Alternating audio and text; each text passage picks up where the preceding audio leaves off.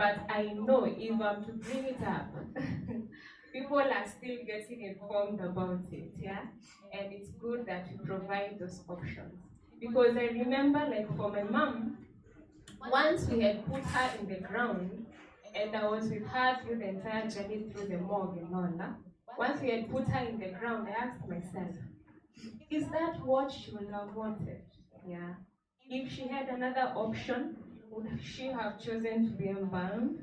Yeah, so it's good that everybody gets an option because we all deserve, we get buried once, end of life is only once, yeah, and is that what you'd want? And especially if you've been a person to consider the environment, if you've been a person to consider what you've been eating, those people who are careful, those people who know what they want out of their lives. So I believe that everybody deserves an option. So with that, I'll leave it at that. Thank you so much. Yeah, thank you.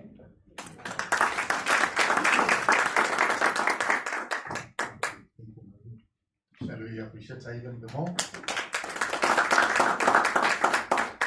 Amen. Wow, she has made my work light. unless because we are supposed to break for our tea break at exactly 10:15 a.m. and looks like we still have a couple of minutes unless there's something the chairman can say before we go for break.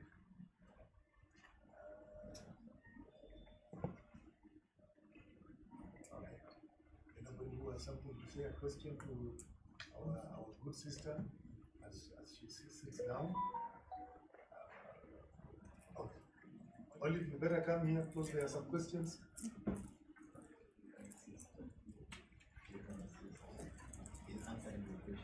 Yeah, and please, that question is not just directed to her, it's directed to all of us, so we'll help her in answering the question. Please go ahead with the question. Please stand up and thank you so much. project your voice, please. Maybe just a question. Just want to understand maybe if she can explain more in terms of green burial, because according to what I'm seeing here, the material they're using bamboo, which is trees, right? So if there's still the cutting of trees, and also if they are using space in terms of doing the burials, they are still using ground, which is space, and also the cutting of trees and stuff. Why is it? Maybe if we can get more clarity on that. Okay, so I'll try answer that question to the best of my knowledge, and you can also help me. It's an open platform. What I would say is bringing in green burial is a way of reducing the impact, the environmental impact on the other burial methods. There's no perfect method of burial. They all have their advantages and the disadvantages. And we cannot discount the other methods that we have just to reduce that pressure that is on them.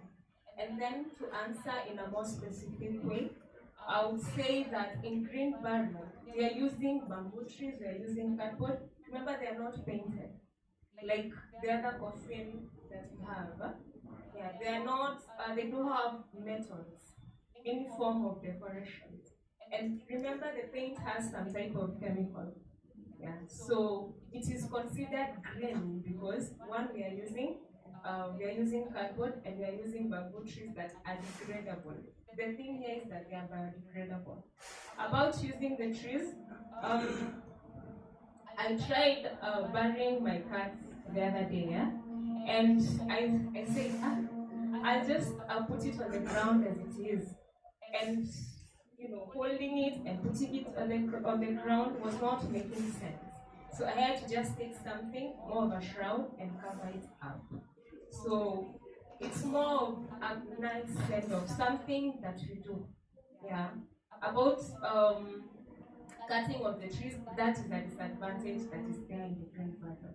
And we can still work on it by planting more trees. And the best thing about green burial is that we can be sure that once we are burying a person there, we can plant a tree. So it has advantages and disadvantages. Have I answered you? I can also assist. The kind of project that we are trying to work on here in Kenya, we are not looking at the caskets or coffin per se. What we are trying to look at is when somebody has passed on, we are trying as much as possible to have zero chemical in the body. In other words, what we are saying, we don't want the body to have some formaldehyde or some chemicals to be used in the body. You just be buried naturally, even without using the casket. That's what we are envisaging to do. Already it's being practiced in Kenya with certain tribes. I don't want to mention the tribes so they come for me here. You know Kenya, how we know how to demonstrate. And then we close my association. But the way they practice it, once somebody has died, they throw the body to the bush. They don't believe in taking it to the mortuary. So they believe that once the wild animal eats them, especially the lions or whatever, then it's okay. But you see, that one is sort of a great burial, but we want now to modernize it now, because due to some effects of the health issues, health hazard, the type of death and what causes the death. So we are going to bring also science and also organize public health people, so that we see, yes, it's also better to adhere to the customs and traditions of other people, because we say we have what is called funeral tourism. Some people just want to learn about the culture and the burial traditions. So what we are trying to do, we want that once somebody has died, it's being buried without putting any chemical, not putting in a casket, and then on that ground, we don't put the tombstones. Instead, we plant trees. So that tree will be a symbol of life. And that's how we want to change the narrative. And already there's some people are practicing. It's only that they say, I want to be buried in a simple coffin as much as possible, not fully polished. I think that on our concept, that's how we are trying to do it. Unless somebody has something to add or ask, please. We are here, we are just discussing, so that at the end of the day, we come up with something that will be more beneficial to all of us. Thank you. We appreciate them again.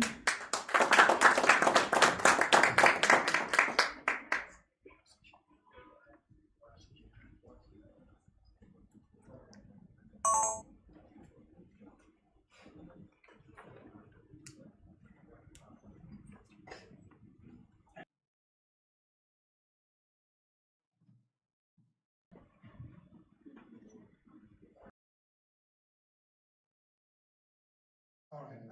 We are just consulting a little bit because we are taking our tea break, and between the tea break we will also be having our photo session. So I was consulting with the chairman just to find out whether we should take tea first or the photo first, or which one comes. Is it the cat or the horse? Which one comes first before the What do you think? What do we do? We take tea first or we take photo first? So, photo. So the opinion of the majority.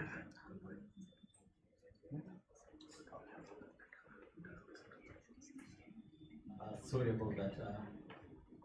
The tea is ready to be served. We are still organizing where we can have a best place. We are looking for the marketing guy, so that we see the best place for taking a good photo. So we can continue. So we can break for tea, as the tea is already outside here. You can serve yourself as you leave. Yeah. So you can pray for tea. All right, shall we all be upstanding and thank God for the tea that prepared for us.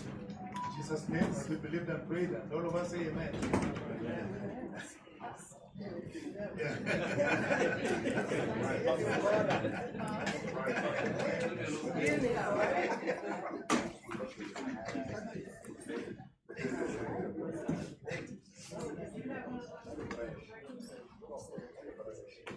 No, I didn't have it. I have to regular.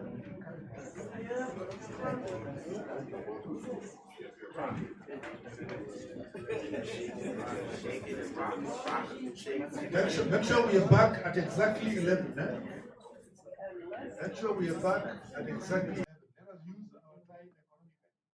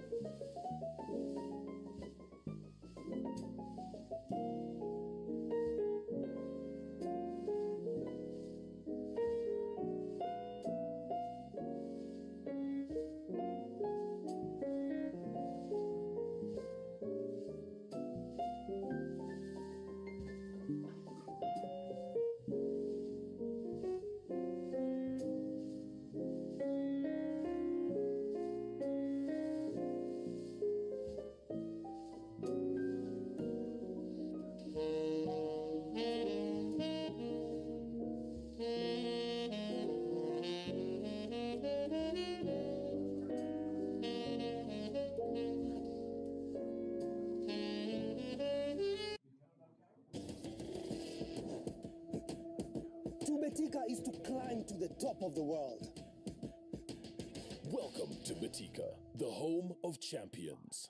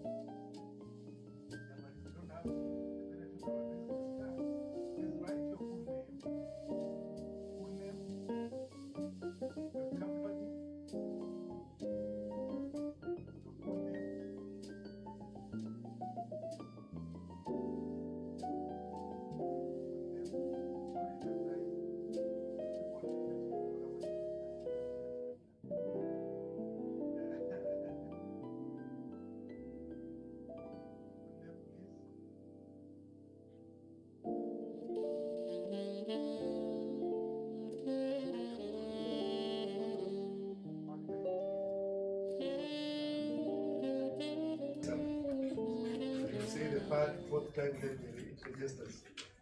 So your full name, then your company, or the group that you are representing, your telephone number, cell phone number, full name, your company, cell phone number, email address,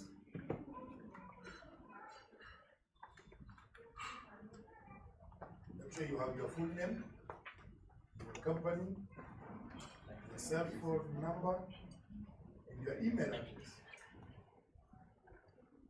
If you have done that, just pass it in front. Just pass it to the person who is seated in front. Just pass it, and they will reach me here somehow. Just pass it. Yeah, that way. Just collect them and pass the information that I have requested to the person sitting in front of you. And I'm waiting for the details here. They will reach me. I don't have to come for it.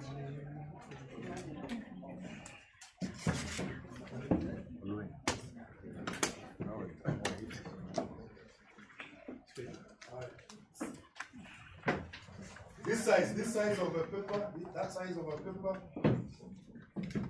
so that the raffle is not manipulated.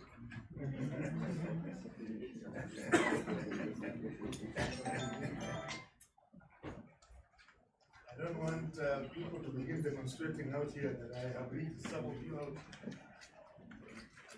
Do I have everything? Yeah, fold it, please. Do I have everything? Yes. All right. Yeah. All right.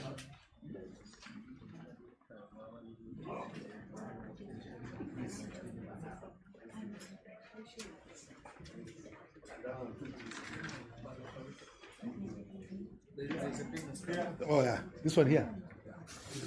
Yeah. Oh. All right.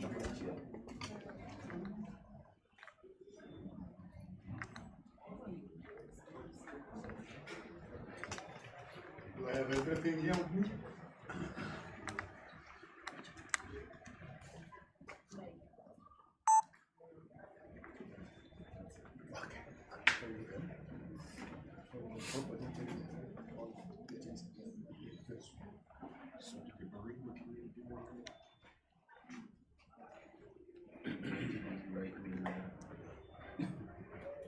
The services today.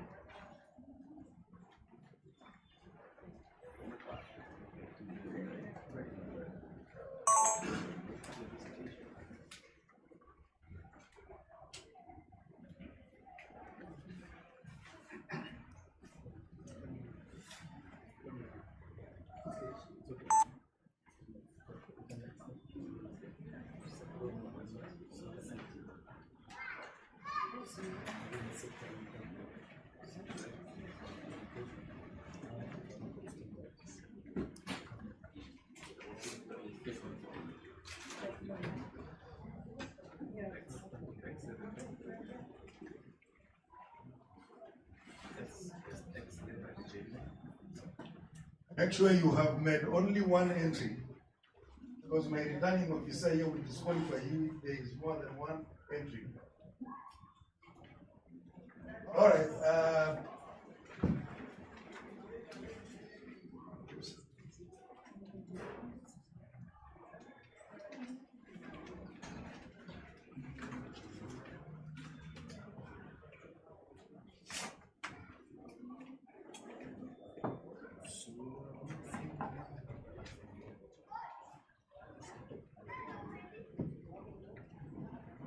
Well, shall we now proceed?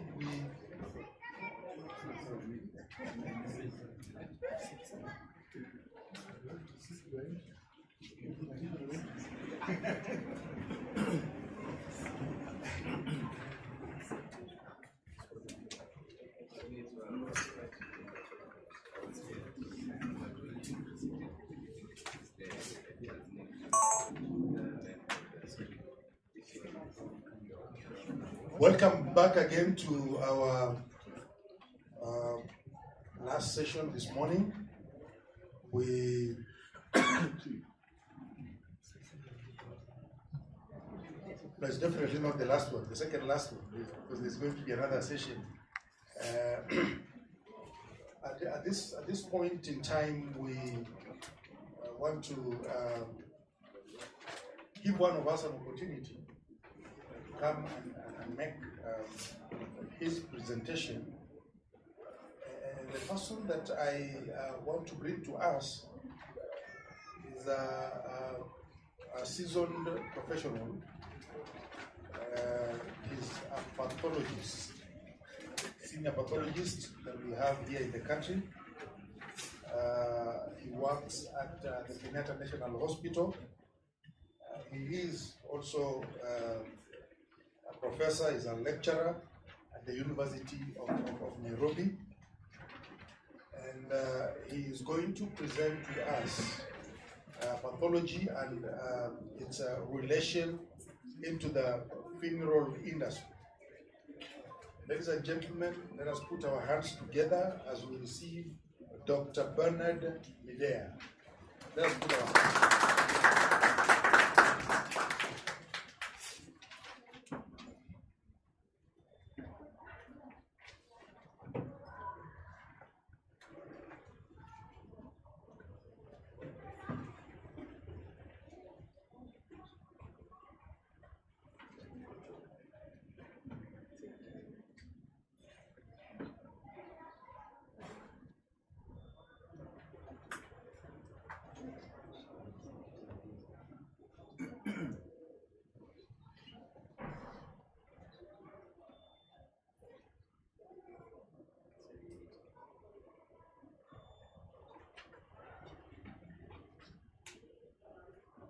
Well, they everything 1, 2, 3 together.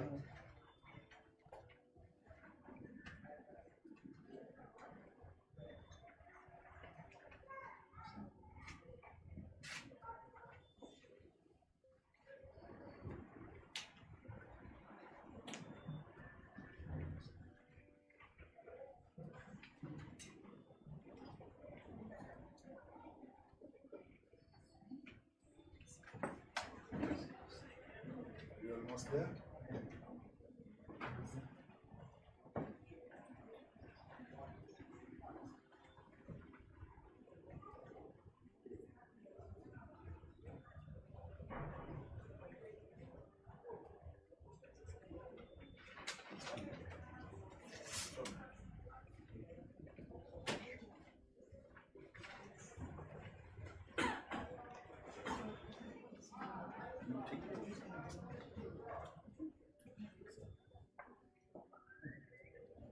All right, shall we do it once again? Shall we appreciate him as he takes the podium?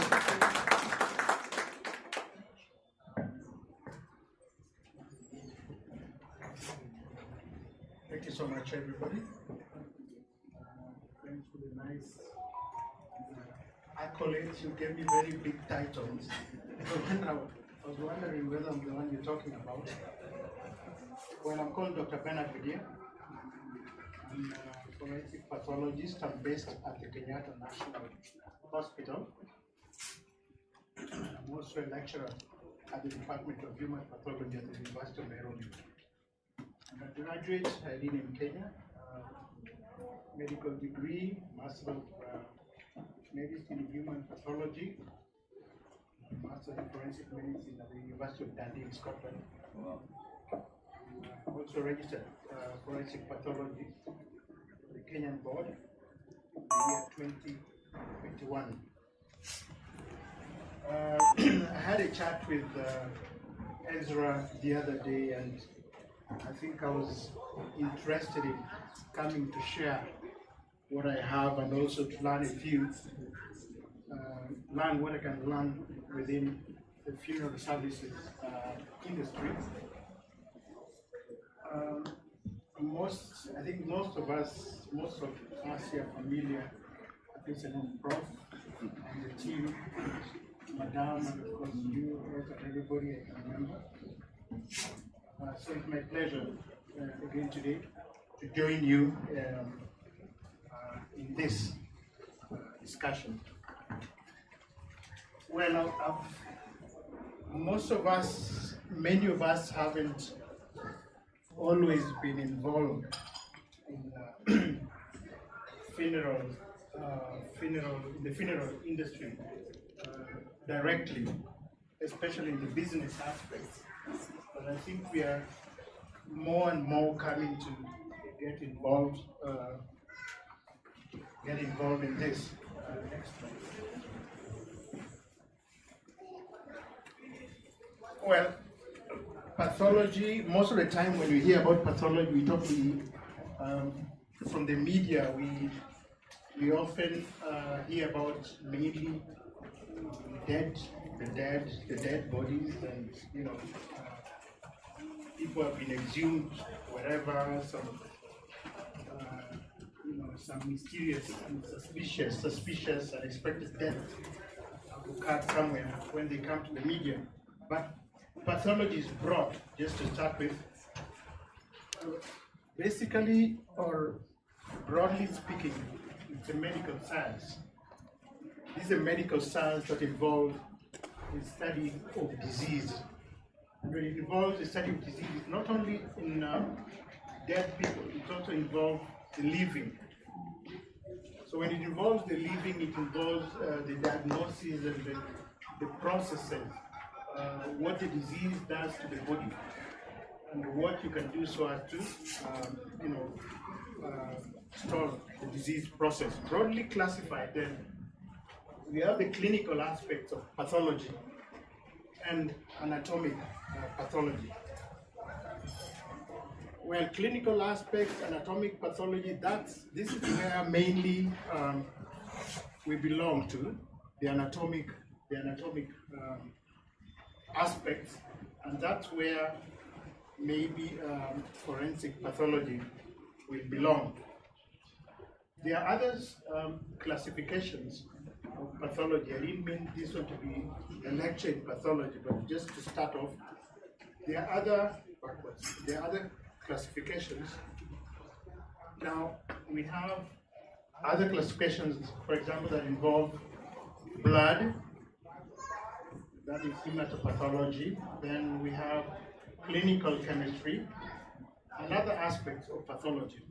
But where I fall is in forensic pathology, and I mainly, the place I'm stationed in the Farewell Home in Kenyatta, I deal mainly with the deceased persons, except when I'm called upon to handle the clinical forensics, wounds, rapes, and all that. So I'm going to dwell on forensic pathology, which is our main, I think, today. Well, I don't know, because I think I'm in the business class of the industry. What I understand by the funeral industry, as it is, it's a business of providing goods and services related to the final disposition of a deceased person. I don't know if deceased person is the right word to use here. Maybe the dissidents or dissidents. Traditionally, we've entertained mainly, the traditional ways of handling the dead. That is, going to mortuary, getting the dead, conducting the various traditional routine things. And this one entails a number of funeral services that have to come in. So what I understand by the funeral services, all personally, what I understand is what goes on right from the time of demise of somebody up to the time of interment or cremation.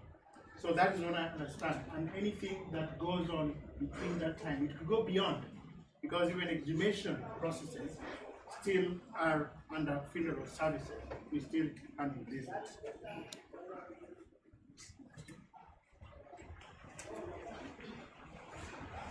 My presentation is quite brief, because as I mentioned, I want to learn more about the industry. But within our profession, the key underpinnings are mainly a respectful and dignified handling of the deceased or dissidents, and also the bereaved, how we handle the deceased and how we handle the bereaved person, because anything that we are going to do in handling either of them will affect how the business goes. So now, the business, we've mainly been, from what I captured last time, we talked a lot about the hearse services, funeral homes, repatriations, and all that goes on with that aspect. So, just as I mentioned, the services and goods, they are a myriad long, right from the time of the time of death up to the time of disposition. How do we come in next year? No, I take this as a triad. I consider it a triad. The funeral industry with the services that are offered. The services that are offered, just as I mentioned, right, from the time of death to the time of disposition or cremation. And also we are revolving around the bereaved person, because it's the bereaved person that we are often interacting with so as to facilitate the business process.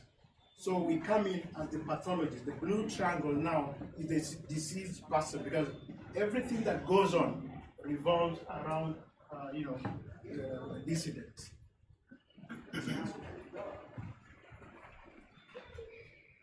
Now there are a number of certain legislations. Like in our country, just picked on a few. The Public Health Act, the Kenyan Public Health Act, the National Coroner Service Act, which is currently under implementation. We also talk about the Human Tissue and Anatomy Act, and you'll tell me more about the business-related legislations. And that is where we strike. That is where we operate. For example, if we talk about the Public Health Act and how we come in, we come into certified deaths. Some of the services that we offer now with regards to the dissidents involve, for example, conducting examinations of the deceased person, maybe autopsies, be it a clinical autopsy or medical legal autopsies, handling of dissidents in special conditions. I remember we had to sit down and draft policies in handling deceased persons accruing from COVID-19, how to handle them. Another aspect, even in repatriation, there are public health issues that involve repatriation. Coroner Service Act also we come in there, and there are services that we offer that come into the whole issue. Human Tissue Act and Anatomies Act, they also come in how we handle the dead in that state. We have to abide by certain legislations. Then there are also these business-related legislations. I'm sure you'll tell me more about this. So mainly, what are we are involved in. Many times we are called upon in various instances when it regards setting standards. I've been invited in certain fora. I think even this organization has invited me to join in with regards to camps, setting standards.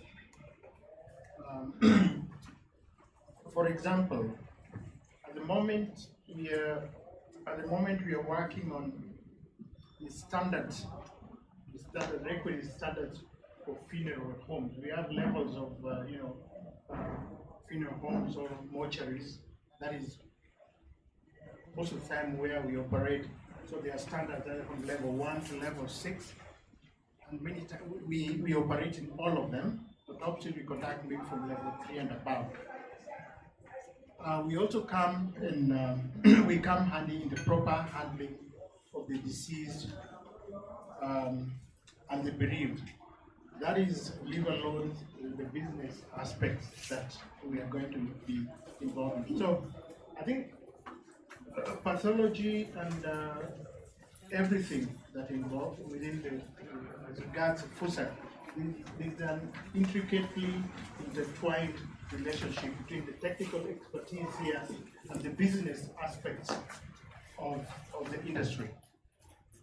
Well, I didn't come with any pictures today. I didn't want to bombard people with some crazy pictures. You're aware about them. But it's my pleasure just to share those few slides and see how I can join into the industry and be an asset more than liability. Thank you so much. Yes, please. Yeah, thank you.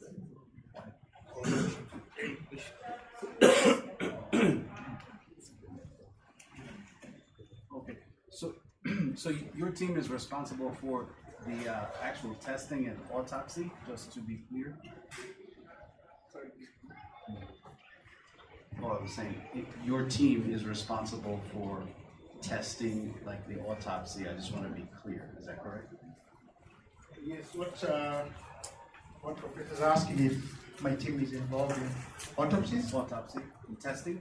Yes, I conduct autopsies, clinical autopsies, and also medical legal autopsies, forensic autopsies. Clinical autopsies, we conduct requests from the clinical doctors, the physicians, just to find out what is happening and confirm causes of death. And also, when the bereaved persons are interested, then we come in, sign consent, and then we come and do autopsies. I also conduct medical legal autopsies, forensic autopsies, for justice, criminal justice system, for example, and also attend offer expert testimony in court. Thank you. We conduct an average of 1,300 autopsies per year at the Kenyatta National Hospital. We have a capacity of 126 cabinet bodies. That's the capacity, but given the nature of a scenario where we are, at times we go beyond 800, including the fetuses and so forth.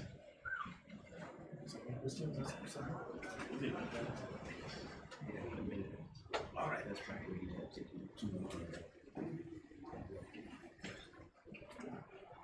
We have some questions for Prof before you.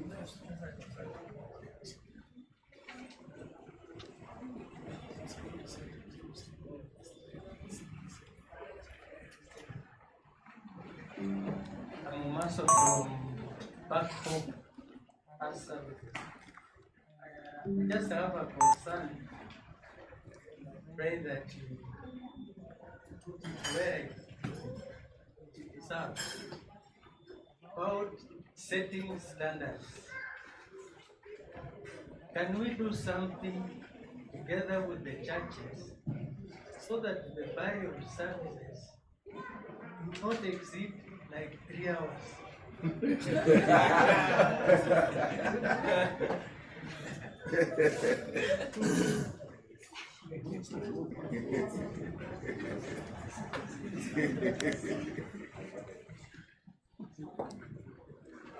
I don't know, I'm not, well, I hope you don't want burial services to exceed 3 hours. Well, the spiritual aspect of it, that is part of the services that are offered. At the moment, where I work, we are towards upgrading our funeral home there, for better services. We also have expanding it to accommodate various religious faiths, Islamic and Christianity. But with regards to that depends on the religious maybe denomination or sect. I don't think I have any control over that, but that can be worked upon in collaboration with other stakeholders. maybe what are your thoughts? What are your thoughts on that aspect of 3 hours?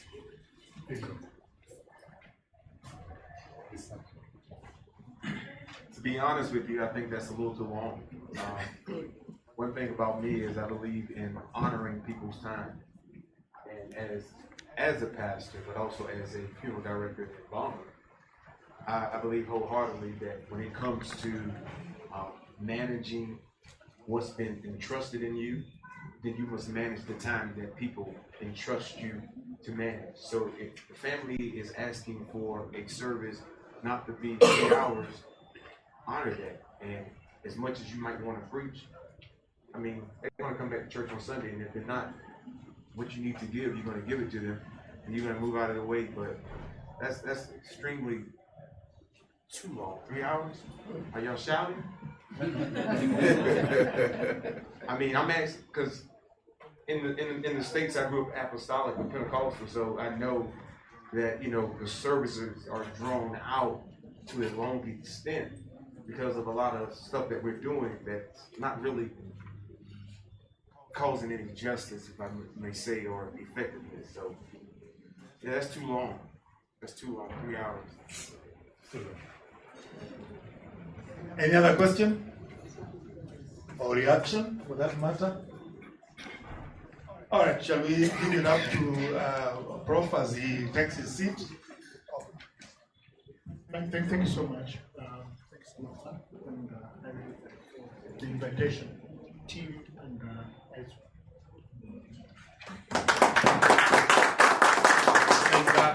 wow, that was very good. We're looking forward for more interactions with you in the future. We are doing well on in as far as time is concerned.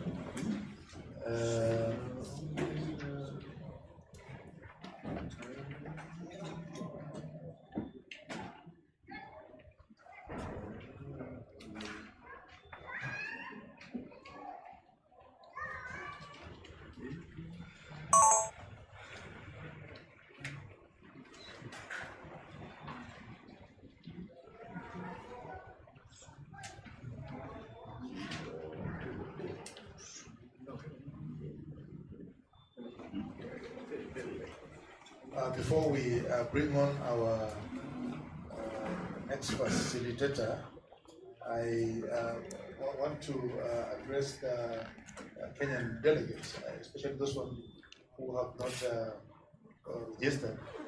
Please, before we get to the next session, kindly please have yourself registered so that we know how many people that we are budgeting for and working with. So please, if you have not registered, just walk out and do what is required of you. Now, we want to bring on the next facilitator. She is not new to us. We were with her in Mombasa the last time we had our conference there. And she comes from KEBS. KEBS is a Kenya Bureau of Standards.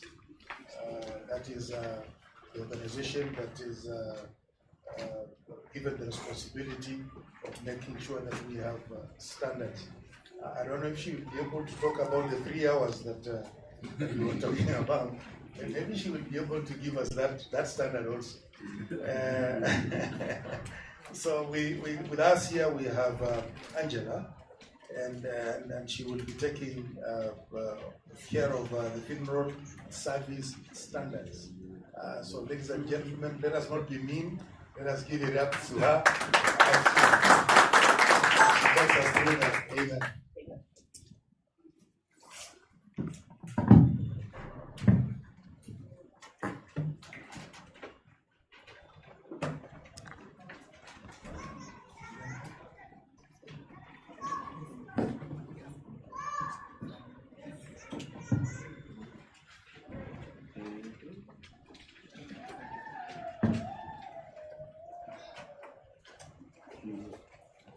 So good morning, all of us.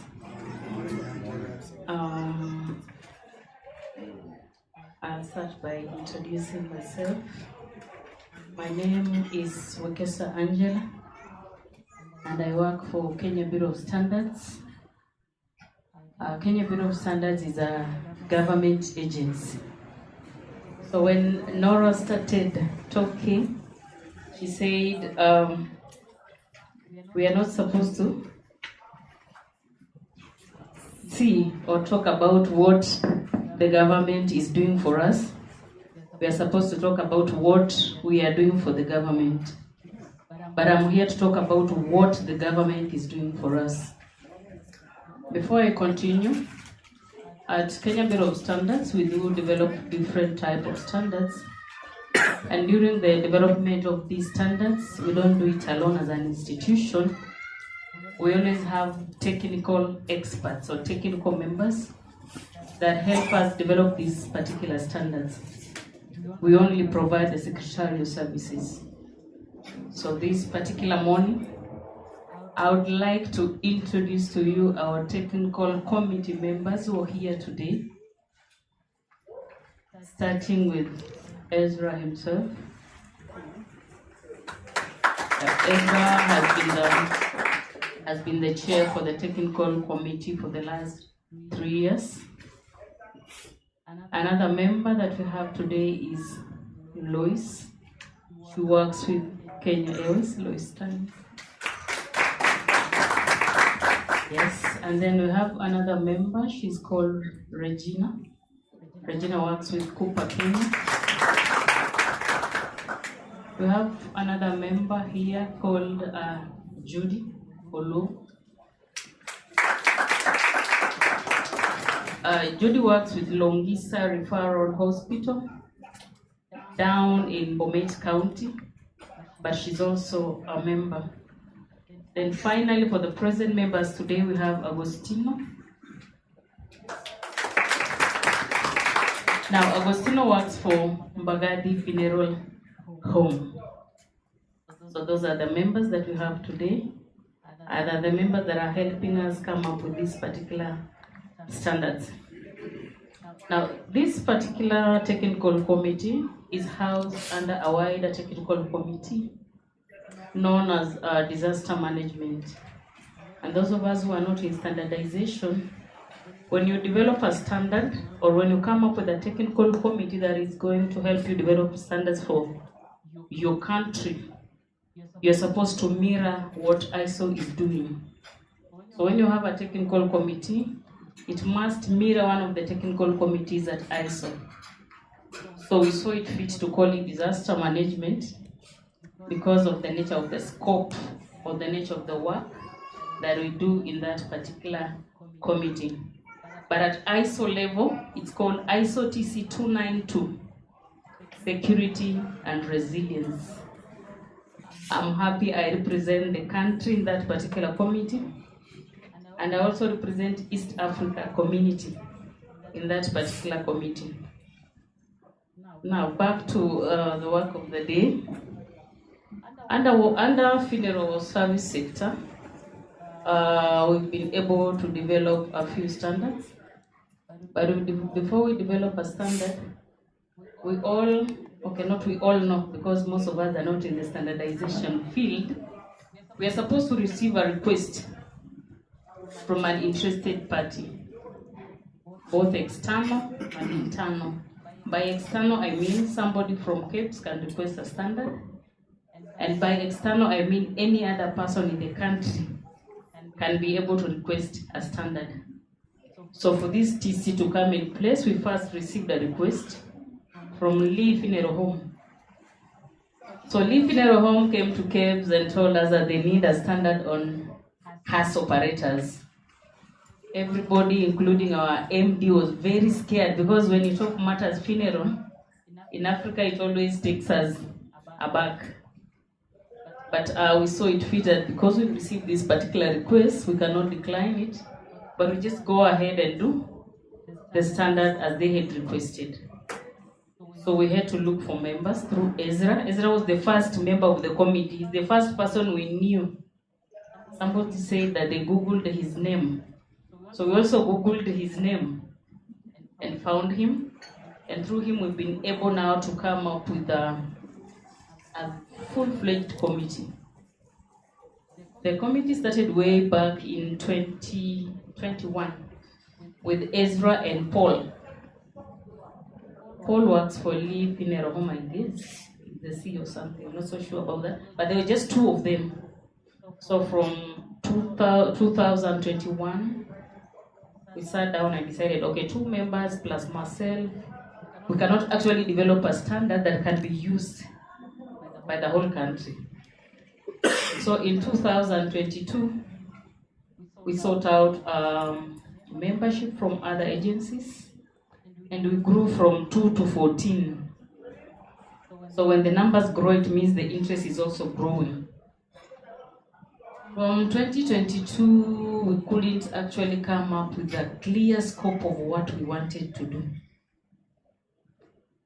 But as the experts sat in our offices back in South Sea, they decided that we can first start with the HAS operator. I can say maybe the term HAS operator means different things in different countries, but as per the standard that we developed, HAS operator is the driver of the HAS. So that was the first standard that we ever developed as a committee of around 14 people.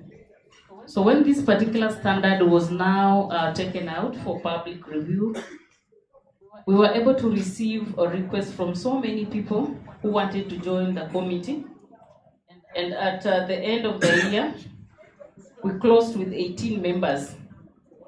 The 18 members, that's when Agostino came in, and Judy, and Regina, Lois, and we formed 18.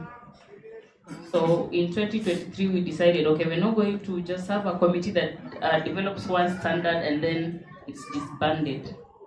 So we decided now to widen the scope of this particular committee. In that scope, we came up with 2 other standards that members felt that they were really important for us or for them. And these standards, one of the standards is the funeral services, that is the name we call it, but it addresses the requirements of funeral homes and mortuaries. For you to put up a funeral home or a mortuary, what are you supposed to do? What are some of the requirements that you're supposed to adhere to? That led to the development of that particular standard. For those of us who can be or who might be interested in the standard, it goes by the name KS 3001-2024, mortuaries and funeral homes. So after we developed that particular standard, we did some few disseminations. By disseminations, I mean we went around the country to sensitize people on how they're going to embrace this particular standard. So during that particular movement of going up and down, we received another request from our members out there that now we have a standard for funeral home. What about the morticians themselves? So now they came with a request for a standard on how to handle the remains, the human remains in a mortuary. So who are these people that handle these particular human remains in a mortuary? Basically, I might be wrong, but they're morticians. So we call them mortuary professionals, something like that. So now we decided to develop a standard for them. So for you to become a mortician or for you to be able to handle the human remains in a mortuary, what are some of the guidelines that you're supposed to follow? All that is encompassed in that particular standard. The standard is KS 3003-2024. So these 2 standards have been approved by our board of directors, and we're just waiting for the gazettement by the government. Once the gazettement has been done, now Ezra and his team will be able to help us in the implementation of these particular standards. So after we've developed our national standards and we are happy, the morticians are happy, the operators are happy, the funeral homes owners are happy, the East African community showed interest in one of our standards, and I'm happy today we have a delegate from Tanzania. We have a representation from Tanzania Bureau of Standards who are members of this particular committee. One of our very first standard, the house operators, has now turned into an East African standard. So if you're here and you want to establish your own funeral home with the operators in Tanzania, Uganda, Burundi, all East African community countries respectively, we have a standard that can guide you or help you come up with this particular business that you want to do. Now, this particular committee, as we went on to develop this particular standard, the interest grew. It grew so much that now we had to cut the number of members that are joining. We received a request of around 80 people who wanted to join the Funeral Service Technical Committee, but we decided no. Managing 80 people to discuss a standard of 9 to 10 pages, it's a tall order. So we decided to put it at 42. As of today and now, we have 42 members who are in this particular technical committee. So how do we reach the 42 members? Because we cannot call 42 members to Nairobi, all of them. We cannot facilitate them. We can call them, but we cannot facilitate them. We have committees that have been established in different counties in this country. One of the counties that has a lot of interest and a lot of representation is Kisumu County. In Kisumu County, we have between 18 and 20 members who are technical committee members of this particular whatever standards development session. We have members from Nakuru County. Then we have members from Busia County, of course Nairobi County, Kakamega County, Uasin Gishu County, Trans Nzoia County, Kisii County, Bomet County, represented by my sister there, and Narok counties. So from that you can see the interest is growing.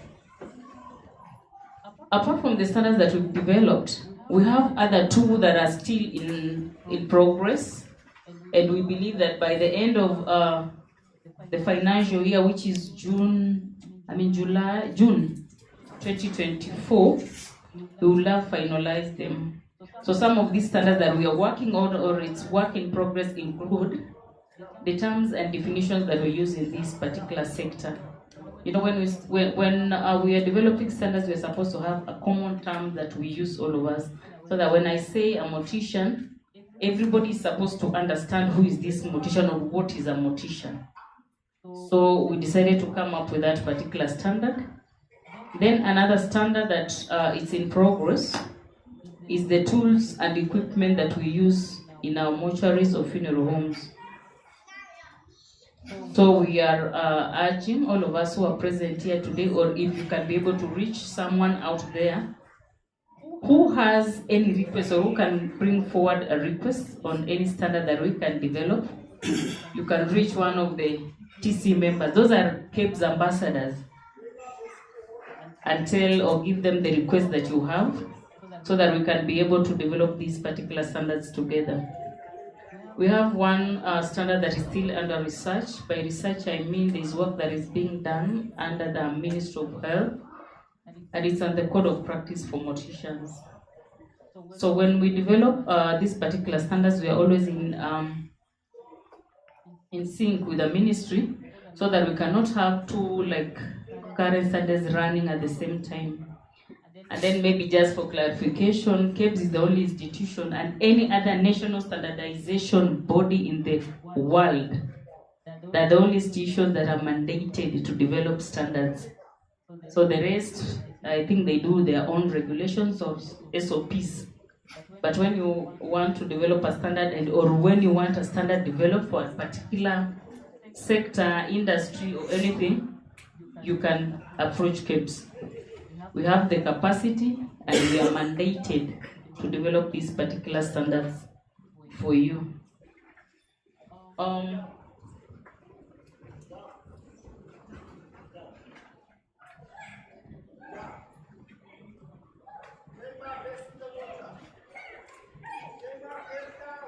So why did we decide to develop standards in the funeral service sector, a sector that is feared by most people?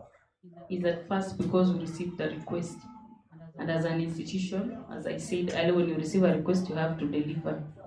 Secondly, is to bring sanity in this particular industry.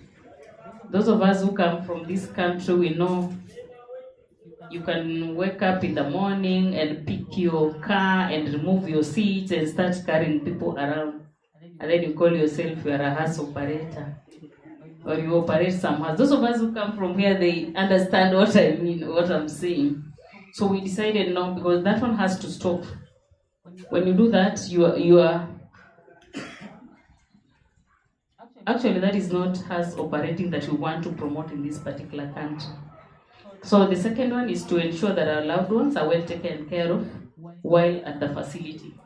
So at the facility, we mean in a funeral home or in a mortuary. So when people are there, they have rights also, and their rights should be respected as much as we respect our own rights.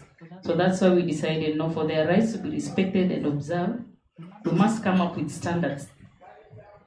Another thing is to ensure that we give them the very best last respect as we lay them to rest. Not just juggling them around. Maybe some of them are being carried in. Today I learned about green burial something.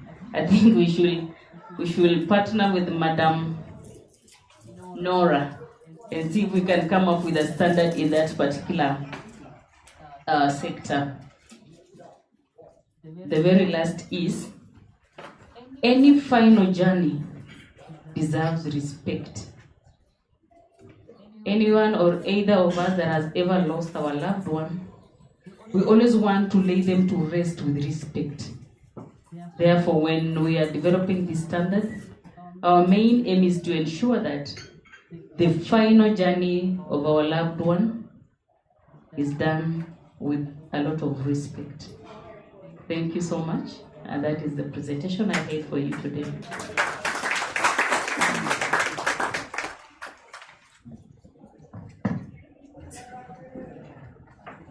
Thank you very much. Shall we appreciate her once again? Do we have any questions for her? Oh.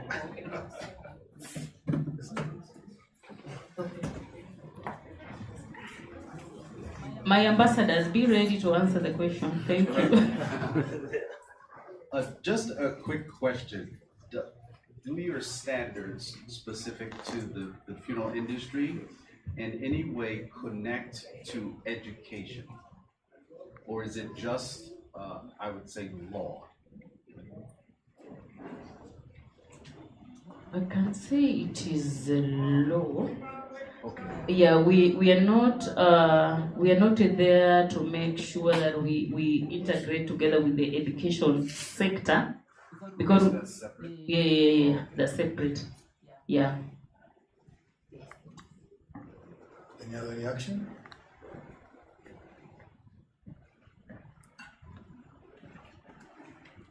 Just to support Angela,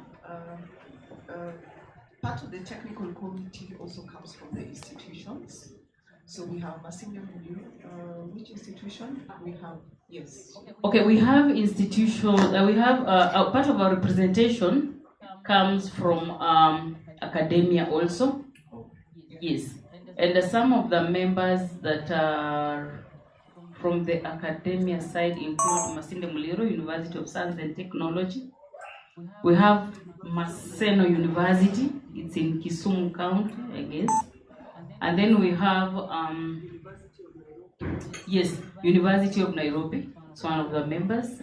And then Chiromo, I think so. Yes, and we also have Chiromo. But now they've come in as, we have Kenya Medical Training College. They're also members. Yes. I hope I've answered your question. Yes, you have. Thank you. Thank you too. And Patrick, my question is already being addressed, but I was more interested to ask if you have representation from something like the medical standards or medical field regulator. In Malawi, we call it the Medical Council of Malawi. There should be something like that in Kenya. Do you also work with that organization when it comes to setting standards for the funeral services industry? Thank you. I guess ours is the hillpark.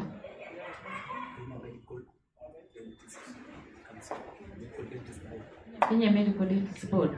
No, we don't have a representation, but we have a representative from the implementers side. That is called the Kenya Health. Kenya Health Professionals.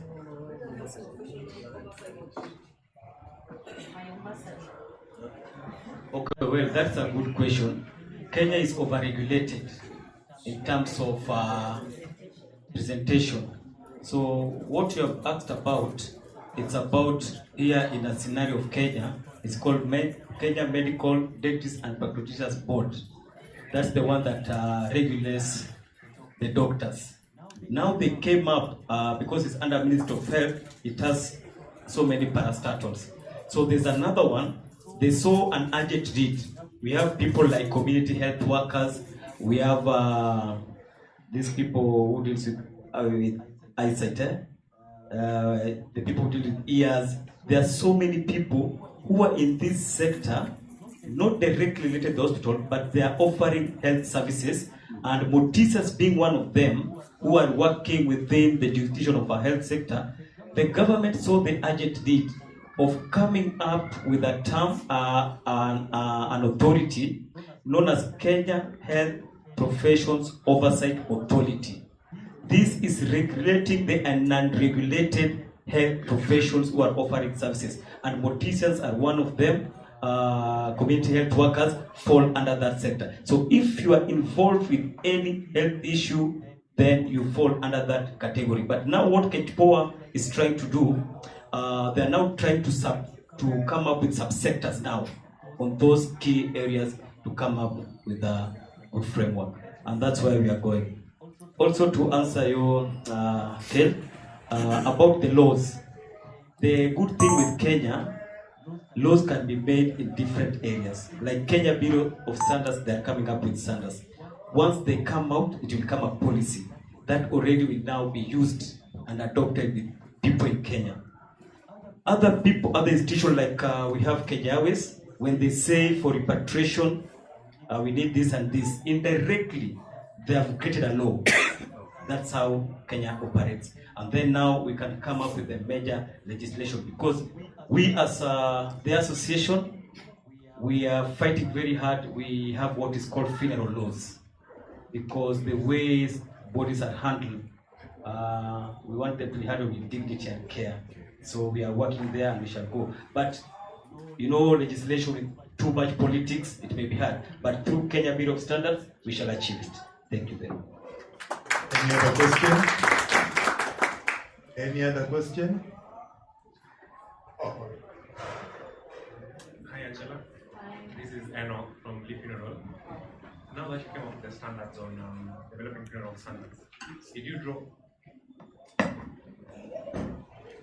Sorry, I'm saying this is Enoch from Lee Funeral, and now that you developed standards for funeral standards in Kenya, did you come up with a line that differentiates funeral homes from funeral services? Because I understand there's a thin line that separates funeral homes from funeral standards in Kenya. Yeah? Yes, we did, Ezra. Let me give also the I have 5 ambassadors here because I don't want to answer it alone so that I look like. I don't want to be monopoly of. Okay, sorry, my name is. So, from the airline perspective, when you want us to address your clients, Lee would say, okay, can you change the consignee? You've indicated Lee Funeral Home. So even me, myself, I get confused because you say Lee Funeral Home. But now when we are talking to the international community, we say Lee Funeral Service. Chirono Funeral Home, Chirono Funeral Service. So yes, there's a thin line, and the difference is the same. You offer the same service. No, I'm not challenging you. You are the ones who will tell me, don't write leave funeral home, write leave funeral service when I do consignee or shipper details. So even you need to be consistent. Is it leave funeral home or leave funeral service? Okay, just to answer, maybe to add to what Lois has said, we had a meeting last week on 6th, and that was part of the discussions that we had. When we were starting this technical committee, we couldn't come up with a better name. So when we call it funeral services, it includes everything. So that is just the name of the technical committee. So that when you're coming as maybe Cooper, you see the services that you offer, the services that Cooper offers, the services that any other person in the funeral service sector offers, they're different. But now when we're developing standards, we want to develop all the standards. The scope goes with the all particular, as in, can I say things? I'm sorry to use that word. Anything that happens under funeral services, we are going to have standards for all those, let me say units or something. Yes. So it's not necessarily that we're doing funeral service only, but funeral service is a name that has been given by KEBS so that it can cover the whole scope under the funeral service sector. Yeah.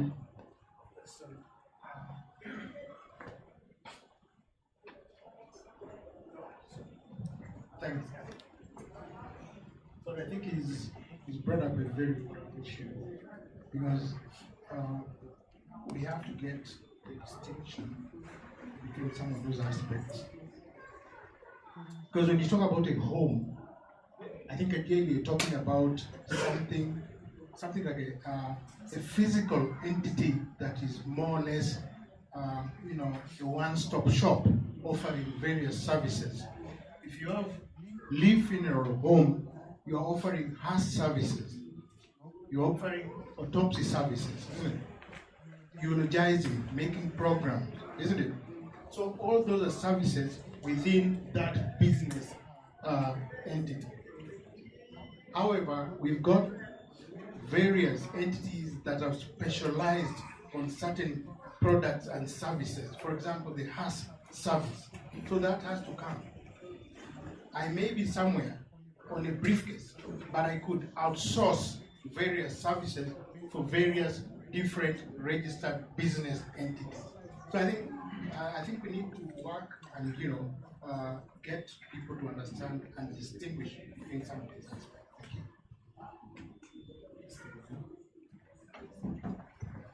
Thank you so much. My name is Michael from Celebrate Life Media, one of the emerging service providers in the funeral industry. From the standard operating procedures of any professional bodies, a lot of things actually go into place. But I observe in the funeral industry, there are very, very many service providers. As KEBS, have you factored in all of the service providers? And the particular one that I'm very keen on, because when you go to funeral, as I said, I'm from the other part of the country, Western, where food is very important to us. Is KEBS also keen on look at the standard of people who are providing food in those events, for example? So is where standardization will rope into such kind of services, or it's only within the handling of the body? Thank you. Okay, let my ambassador help me there.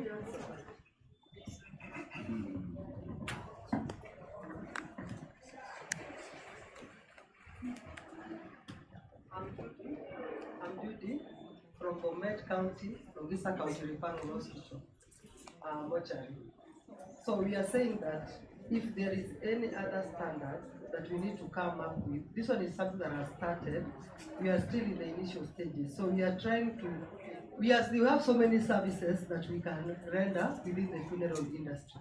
And the KEBS is wide open. We have even been told that if you want to put a standard for any other services, you can contact us so that we take the request to KEBS so that KEBS can factor in and a standard can be developed.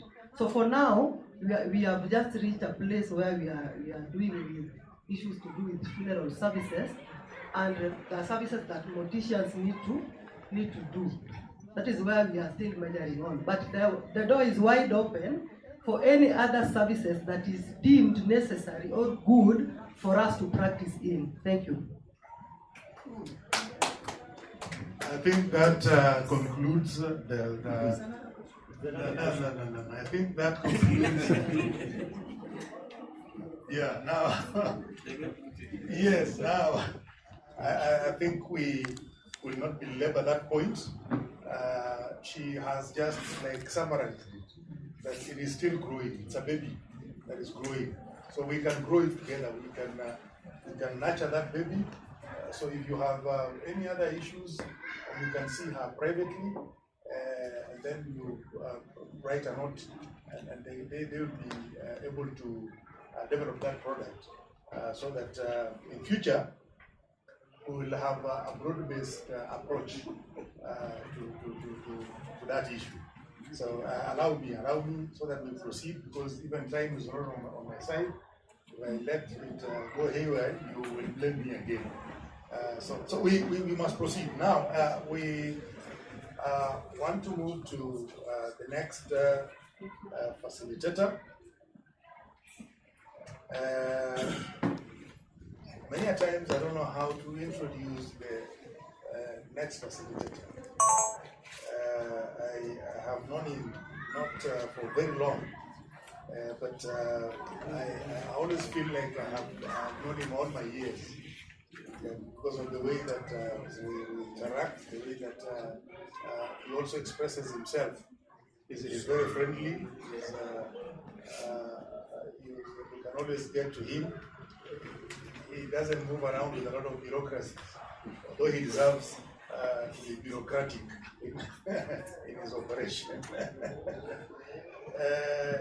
Ladies and gentlemen, did you appreciate Angela? Yes. Please. Let's try another. She has done a good job. She has done a good job. And even the ambassadors have done a fantastic job, including the chairman here, the president here. They have done a fantastic job. And we need to support what they are doing so that they develop something that will be able to be the backbone of this industry, so that it doesn't flop, as we are moving into the future. So allow me, ladies and gentlemen, I want to bring on a very, to me, is a very important resourceful man.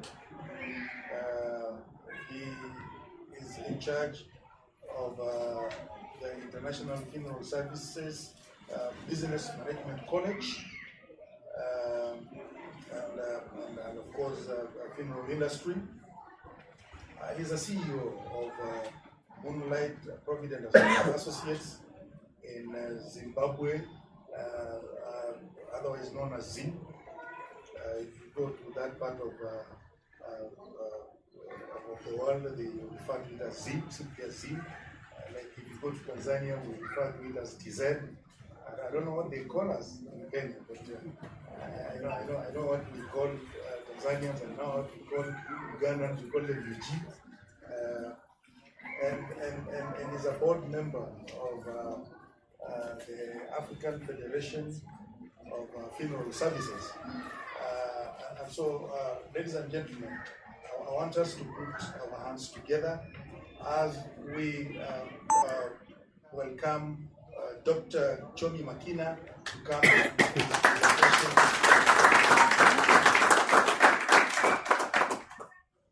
Thank you very much.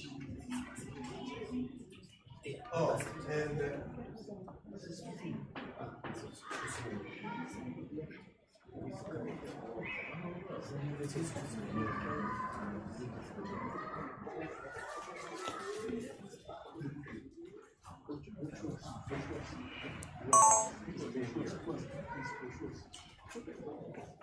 thank you very much, Master of Ceremony. All protocol observed, I want to greet our international guests, our regional guests, and local guests.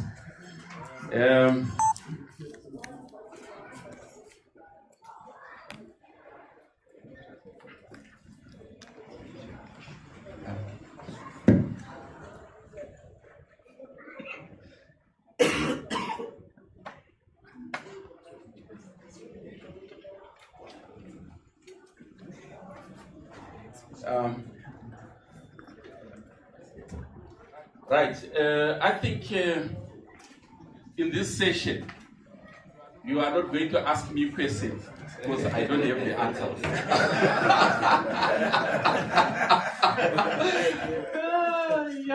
My general manager was supposed to do the presentation, so she asked me to do the presentation. And I think thank you very much, Angela, for bringing the issue of the Kenya Bureau of Standards. And thank you very much, Carol, for that question. I think the question you asked concerning the standardization of whatever we're doing in the funeral industry vis-a-vis education, because I'm coming from the International School of Funeral Business Management. So I think it's necessary that there is a standard concerning education. You can't just wake up one day and say you are now a school teacher, a biology school teacher. Just because you dreamt your great father came and told you that you are going to be a teacher, a biology school teacher. You can't do that. You can't just wake up tomorrow morning and say, I'm now a lawyer. You've got to go to school. Period. So, in Africa, we have got a problem. I have traveled to Latin America, I've been to the States, I've been to England. There is no one who touches human bodies without going to school. You don't do any embalming without going to school, because you don't know which place to cut. If you ask my friend here, the pathologist, he will tell you that he went to school in order to do pathology. So, from that point, I want to introduce the International School of Funeral Business Management, because I think it's the antidote to our problem. We have so many problems in the funeral industry, mushrooming, funeral service providers and so on, because there are no standards in terms of the education which people must have in order to handle things in the funeral industry. So I have been working closely with Dr. Harry Close, and I think now we've got Sean there, we've got Ledford there, and we've got Dr. Watchman and everybody from the States, from NFDMA. I think we need standards. We need the best practice. These guys have been doing it for over, some of them for over 100 years. So we must not reinvent the wheel. Let's sit down with these guys and say, how have you been doing it? If there are some things which we need to reorganize, if our customs are going against what they are saying, then we can do modules which go hand in hand with our customs, and we educate our people. Right. This is what I'm going to do is to just introduce the International School of Funeral Business Management.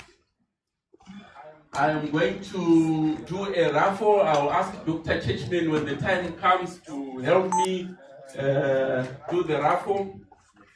And I will ask some questions maybe and give you some presents. So I'm going to do the asking of the persons, not you. So you see the order of how we're going to do it. Right. Right, so can we go to the next slide? So this is the institute, the International School of Funeral Business Management. It's an industry-based training and research institution focusing on skills and information development for the funeral industry and related sectors. ISFBM conducts workshops, seminars, and conferences, as well as investigating funeral practices to provide relevant information to businesses, government, private organizations, and the general public. In order to shape the future of the global funeral service profession, can you see this? You can't see this from far. Can you enlarge it? The institute carries out research and provides highly skilled professionals for this industry. So we have got courses which are provided by ISFBM on embalming, undertaking, funeral business management, assurance and services. Our vision is to be the market leader in the provision of an educational experience that helps to shape the future of the global funeral services profession. So our core values, our mission, our core values is innovation, diligence, excellence, professionalism, and teamwork. To provide the funeral industry, that's our mission, with highly skilled professionals who can serve and meet the expectations of stakeholders. And the objectives of our organization is to enlarge the understanding and knowledge of the funeral profession through training. Training, like I said, is paramount. To qualify people as funeral practitioners in accordance with the comprehensive and relevant scheme of examination, practical experience, and continuing professional development. To create a knowledge bank for the funeral profession by carrying out appropriate research. To raise the profile of the profession through increased awareness of the contribution made by funeral practitioners to the society. Right, so we have got the certificate of proficiency in funeral business assurance and services. I think in some parts of Africa, we don't combine that. In our part of Africa, we do assurance and we do services. In some parts of Africa, I know we only do services. So we have got a certificate of proficiency in funeral services. Let's go on. Our flagship courses currently are Certificate of Proficiency in Funeral Assurance and Services, Certificate in Mortuary Science, Certificate in Cemetery and Crematorial Management, Diploma in Funeral Business Management. And then we also do short-term courses, and those are the short-term courses. I think they're well tabulated in the brochure which you have got. And then we have career opportunities. I think it's the next slide. Certified mortician, funeral consultant, funeral intermediary or agent, funeral director, funeral services and operations manager, certified undertaker, certified embalmer, funeral assurance and service entrepreneur, bereavement counselor, underwriting officer. All those are being offered now by ISFBM. What is unique about ISFBM? Firstly, ISFBM is providing a well-structured learning structure which is formal, registered, and approved by relevant ministries and organizations. This eradicates the existing informal trainings, thereby standardizing our funeral industry. I think we need to standardize the funeral industry in Africa. We need a standard. So Kenya Bureau of Standards, we need to sit down and have an educational standard where we say if you are going to touch a deceased body, this is the standard of education you must have.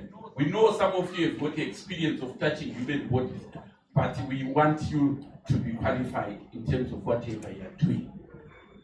Secondly, the Institute qualifies people as funeral practitioners, offers practical experience, and provides refresher training workshops which are constantly and consistently reviewed and updated for a continuous professional development cycle.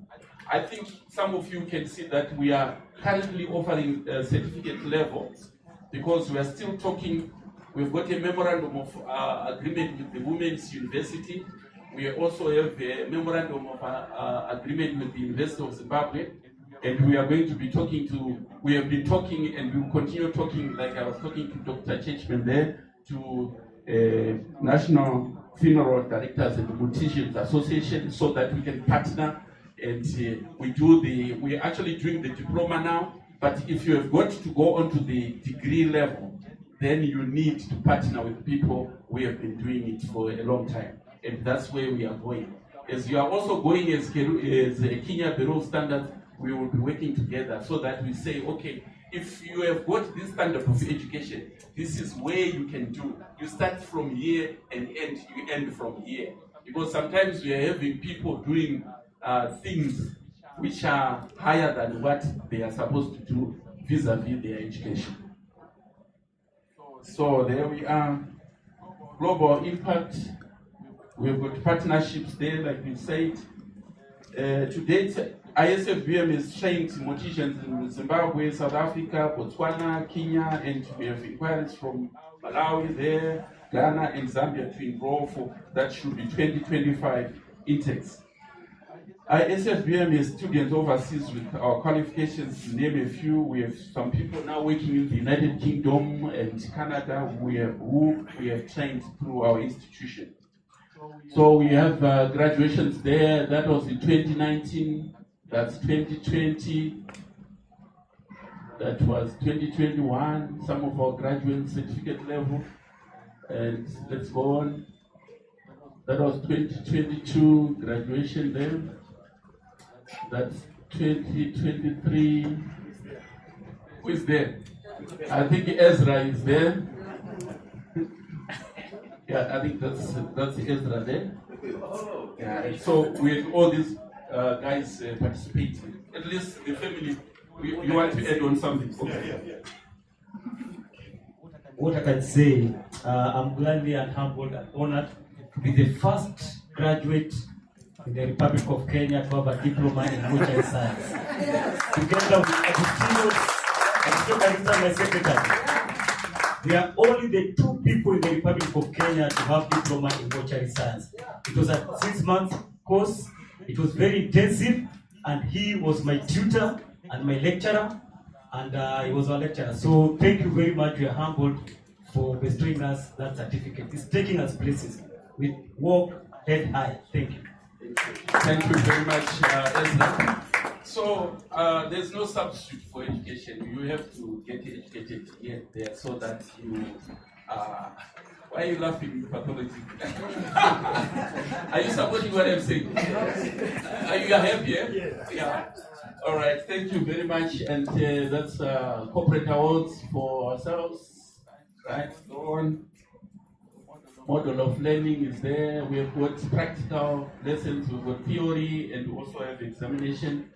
And we also have online training. So train with us there. And what else is there? That's our accreditation from the Ministry of Health. That's the Minister of Higher and Tertiary Education, Innovation, Science and Technology. So we are registered in terms of what we are doing. But we want to do more in terms of the degree courses. That's why we are talking to NFDMA, so that we also offer the degree courses and so on, and maybe professorship later on. So that's 2023, not was it 2024? 2023 Botswana training. So you see, we are touching also the neighboring countries in terms of our training. Yes, that was Morana. Students, practicals. What we do is we attach students to funeral homes. We are attached to Moonlight, we are attached to Nyarazo, we are attached to Doves, we are attached to the funeral palace, so that they've got a feel of what it is, right? So register now, 2025 admission open, right? That's the International School of Funeral Business. And what else? Those are our banking details. If you want banking details, you can get from Ezra. If you're going to pay for the schooling, there's nothing for free, you have to pay. And then, let's go on, that's the international, that's our address. You can look at us on our website there. Right, I'm through. Thank you. Thank you so much. For now, can I... Before you go there, any question? No. I'm a teacher, I asked the question. You haven't asked questions then? No, don't worry. Can I have my parcel there? Hey, that's too heavy. That's too heavy. Thank you, sir. Thank you, sir. Dr. Churchman is here. We are not going to make this thing. if you have got any questions, our general manager, I think I gave you brochures, right? Yeah. There's address there, there's email there, there's a phone number there. Why should you bother me? I'm the chairman. So you ask and inquire and find out what you want to find out, how the courses are done. And so right now we are just going to, getting excited with Dr. Chechman. We want to give people some presents. Oh yeah. All right. We've got some t-shirts here, Dr. Chechman.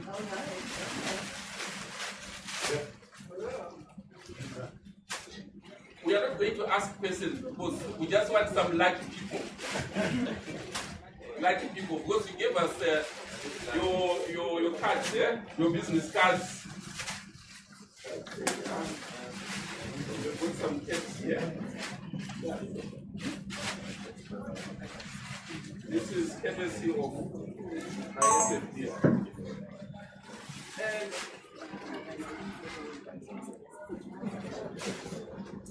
Can you hold this one? And you've got your business cards inside here. So he's checking. You don't. These are the standing instructions. If you are not here, you don't win, right? You can't collect for a friend, right? You can't. If you are not here, we draw again. Dr. Chechman will draw again. And then the other thing is that you don't come here and ask for your size, right? You just take what you are given by Dr. Chechman, and then you can decide where to give it to the headman in the village, or your sister, or your brother. You don't want to complicate it. So, Dr. Chechman decides. Thank you very much for coming. She is going to put her hand in the, and she will decide what they give you. She is shaking. Shake it well. So she is picking our first winner. Okay, look that one. Right, and then we have got our first winner, and I think you can read Kenyan names. If you can, you can go ahead. Our first winner is me. This name looks like mine, but I want to give it away. I will give it away to Jacqueline. Dr. Chechman will just, if we've got paparazzi there, you check, Dr. Chechman, please stand here. So we don't want to trouble you. You can stand there and then you can shake your hand and then the photographers, you can take a nice picture for. Right, there it is. Thank you, Dr. Chechman. Right? Okay, put it up to Jackie. And then we've got our second winner. We don't want to rig the election. This is Africa. No, I'm not talking about you. I'm talking about you because he rigged the first winner. Because it was him. But I gave it away. That's fine. Then our second winner, Paul Dumu Shage.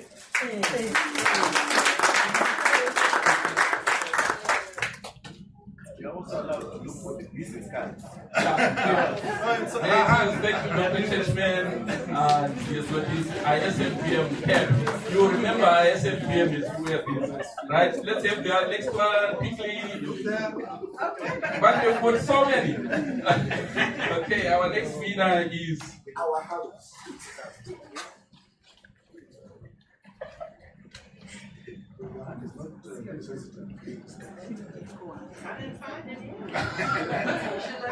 Omaso Paulo.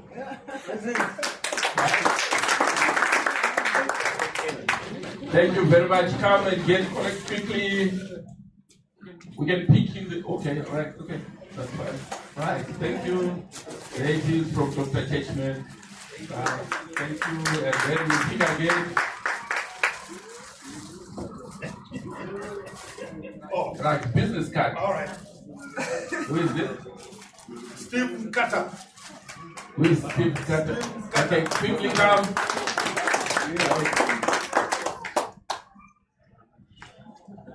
I think what you can do, okay, Dr. Chechman, Yes. let's pick all the cards quickly, so that we are fast. let's just speak about 8 or so. Right? No. Let's speak so that we announce the names. She's still picking. She's not fraudulent. She's fair. But you're picking for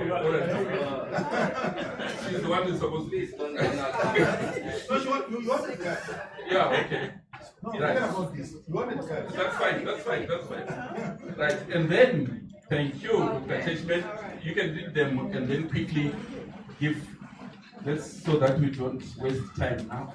But the good thing is that the master of ceremony is involved, so you can't chase me away from it. Right? Don't move up, Sambo. Sambo, quickly come. Thank you. From Malawi. Let's give me a hand. Can you go on the microphone? Right. The next one comes, and the next one, let's quickly read so that we come. Shepherd Mkono Nzo from Nyarazo, right? Thank you.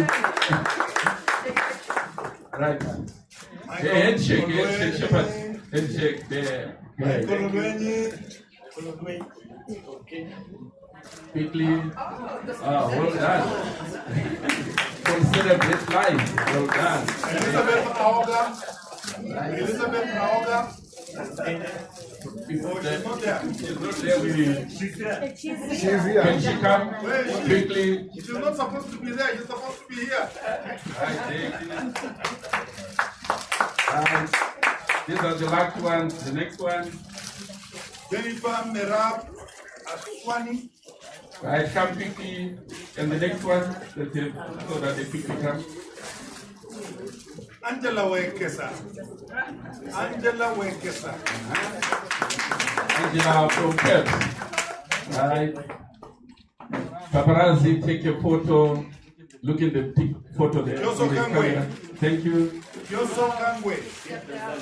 She stepped up. I can't take your shirt? Oh, Joso? Yeah. If you say so, what shall I do? I'm asking for favors from it. Yeah, so take a favor. We will relax these things so that I get a favor from NFTMA. Let's speak quickly. As you know, all animals are not equal. Let's speak quickly. We've got 7 prizes left, 8 prizes, so we can pick 8 and quickly dispatch them, and then I can dispatch myself from this platform quickly. Alright, so let's read the names quickly. There we are. Our next winner is Regina Kitidi. Regina. Right. And the next one is Leonard Lumumba.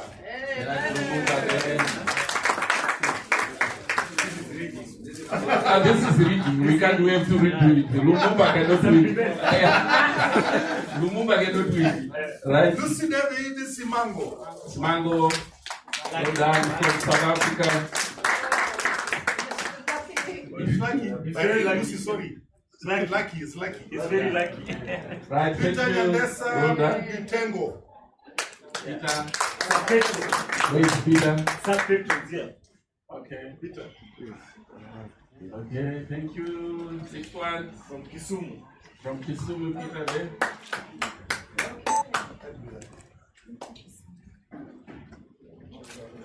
Gift. Mapanyani. Is gift here? Mapanyani. Okay, so this is Google, right? Yeah, okay. Well done. It's a very nice handwriting. I don't know why the master of ceremony didn't read Gift though. Okay, it's not a reading problem, it's a pronunciation. Okay, fine. All right. Thank you. From Kenya. Yeah, I also have a problem because if I'm going to read this, I'll say Kiprotich. Okay, you're right. I'm right. Right, okay. Nina walked with God. Right, And we have got 3. Resa Naliaka Wafula. Resa Naliaka Wafula. Right, thank you. And then we've got two more.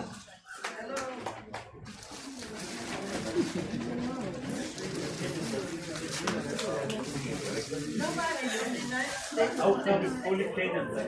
I know. No, Right. And then?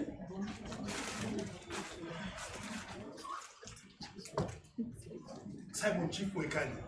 Oh, where is this? That one we cannot do without giving you.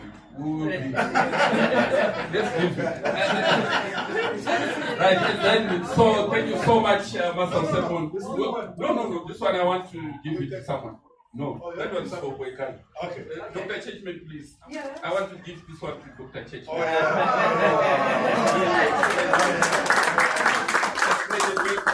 That's making the work easy for us. Thank you so much. So, thank you so very much. And from Zimbabwe, we love you, we like you, we adore Kenya, we adore everybody who is in the industry. From my president, the president of ZAFA, I bring greetings. It's now Mr. Maka from Nyarazo and from Moonlight as well. Thank you so very much. So I hope we're going to work together so that we have a standard from CAPS there for education. And then we'll talk to these gentlemen and ladies here in front. They are going to help us do the courses, right? So that we educate our people. Thank you so very much. Bye. You know what I was doing here? You know what I was doing? I was not giving you presents. This is the problem. You thought I was giving you presents. Did you think that was what I was doing? I was collecting a database. You gave me all your names, you gave me your emails, everything. I got the names of everybody there. So I'll be talking to you through our emails. Thank you so much for giving me your names. Oh, he's going to collect it. I don't want to keep this. Thank you. Who does it belong to? Before you sit down. Can you give him another round of applause for that? I always like to say this in each and every convention. I think until the last day we shall never see each other. The first person to put me in an aeroplane, the year 2013, is this man.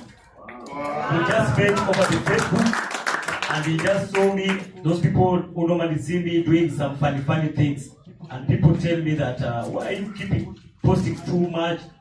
Sometimes with the aeroplane, I say, so that you get a good picture of me. So that when I pass on, when I die, you just look at the best picture. Secondly, people can know your styles and characters. You never know who is watching you. So when you watched me, he just paid for my air ticket. And it was a good experience. He paid for my air ticket, accommodation, meeting in Bulawayo, to and fro. So I always humbled when it comes to Kenya. And he has never missed any convention. And I will always never miss the Zimbabwe convention because they are the ones who changed my life. And I said, if you impacted on my life, I also need to impact on other people's life. The way other people are also trying to impact us. Together, we shall turn around the funeral industry globally. May God bless you with that good heart, and I keep on continuing. Thank you. Thank you.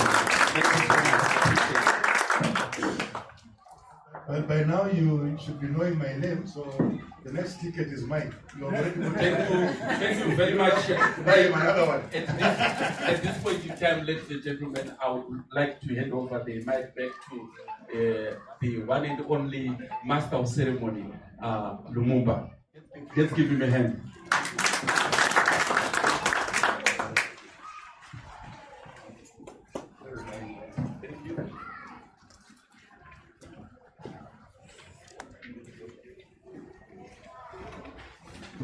Ladies and gentlemen, shall we appreciate once again Dr. Chima Makena. That was That was wonderful. He has given us a very nice presentation. We all need to go to school. We all need to go and learn what we are already involved in, so that we know exactly what we are doing. So ladies and gentlemen, we have managed our time well. And I want to bring to us this afternoon the person who's coming to present to us is involved in repatriation. She works for the Kenya Airways cargo. The last time when I interacted with her, because when I looked at her, she looked very young, and I wanted to, because when I looked at her, she gave me her business card. When I looked at it, I wanted to confirm if she was the one or she was representing somebody else. But she confirmed that the credentials on her business card belongs to her.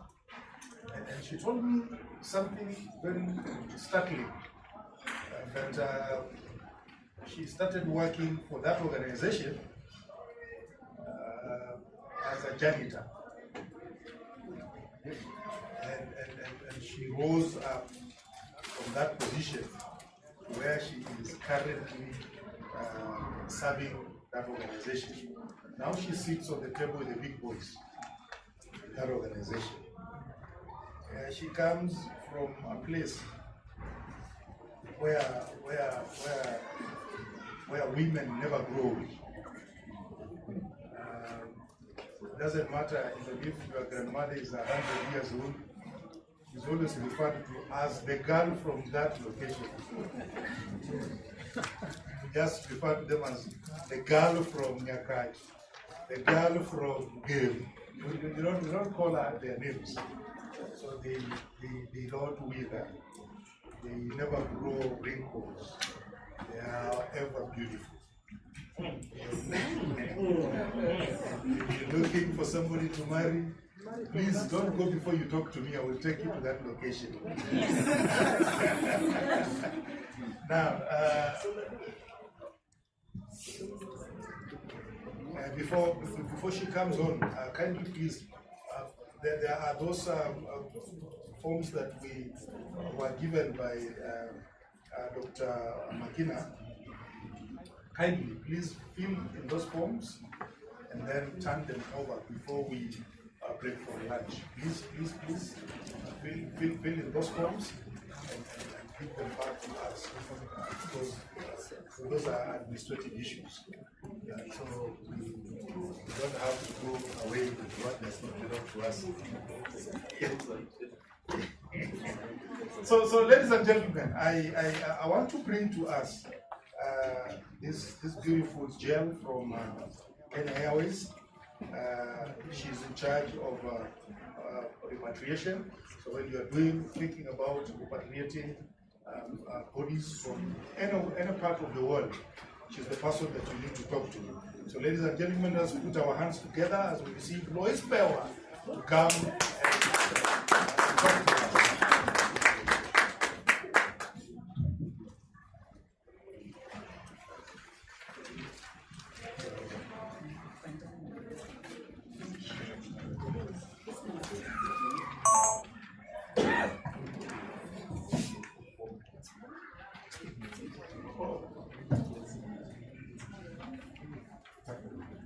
Good afternoon.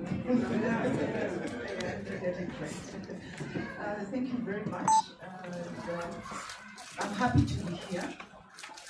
And I joined Kenya Airways when I'm very young.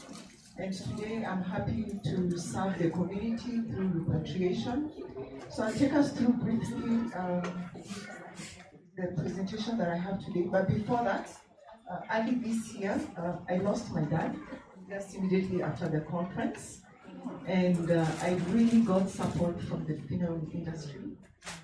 He died in the house, and immediately I called one of the funeral services, and they brought the hearse.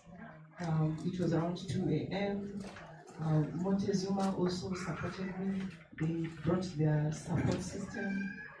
And the following day, all funeral homes were calling me. I don't know how fast that news spread. Lee also wanted to support me, and I really got a lot of support. The presentation that I did last year, I actually walked it through with my dad. He's the one who poked some holes before I took it to the director, and he gave me a lot of insights. And so this is just to say thank you for the funeral industry. Maybe God knew that I will go through it, so I was very strong for my siblings. And yes, it was a trying moment. So today I feel like I am giving back my feedback in terms of actions from the previous event. I took some action back to work, and I implemented a few actions. From the table, you can see we did a lot of pamphlets, and these pamphlets, they actually help us to guide families and educate them when we have conversations. We normally tell them what it takes, the processes, and the reason why we designed this is there are some destinations that their processes are different as far as repatriation is concerned. For example, London, they use agents. In the US, it's still not yet clear, but sometimes I manage to refer clients.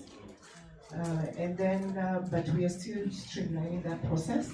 So different countries have different processes, so we use this to educate and just have a discussion with families. So I came with samples so that you can see. So okay, so from my takeaway from the 10th annual funeral conference that happened last year. So what I did is I did a designer presentation and presented to the leadership. So in different departments for marketing, that's how they came up with the brochures and they designed the brochures. And then corporate communications, they helped me also with the communication part. Finance and also the insurance process. Now, what's critical is human resource and training. I picked that as an action where we mentioned that it is important for us to go for counseling sessions in all the touch points. So when I took it up to the HR team, currently we have mentorship circles. We call it peer counseling circles. So different departments have groups, WhatsApp groups, and then we normally have a corporate session online. So all the touch points, so these are our touch points from the time the family or we interact with the funeral home. We have cargo sales and the passenger sales. So the passenger sales, they sell tickets for accompanying passengers, but then we are handling bereaved families. So also those groups, we have also mentorship sessions for them, just to relieve themselves from that emotional, detach themselves emotionally. Then we also have the check-in process where the staff will accept the human remains. A month ago, we did almost 11. So our warehouse was briefly looking like a funeral home.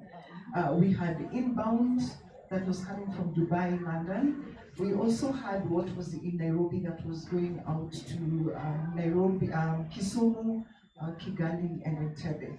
So it was a lot of movement, and that day I went to the warehouse, and after that session, we just sat down and had a brief session, and we asked, how is everybody feeling?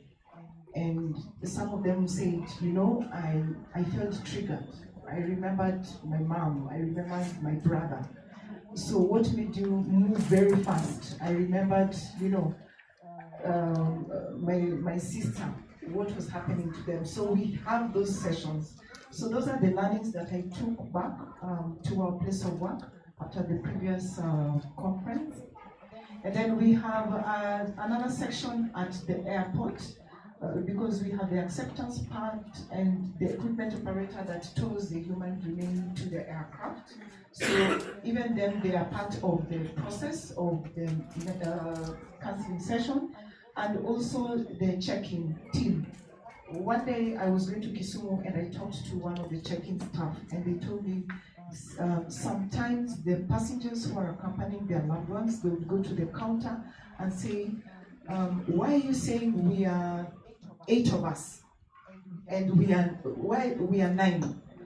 And the check-in staff would say, no, according to the itinerary, you are actually 8 of you. No, we are 9.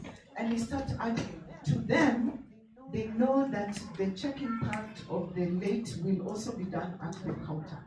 So when the check-in staff will explain to them and say, no, the late is going to be delivered by the cargo team, just mentioning the word cargo, they get emotional, and then sometimes, so what we've done is we've also created a space for them.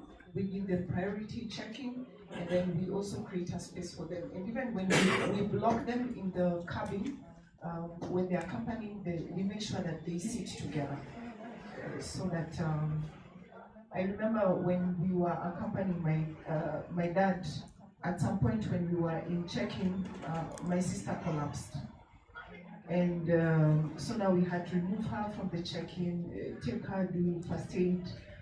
And then the team that was ushering us in, they gave us a slot in the lounge.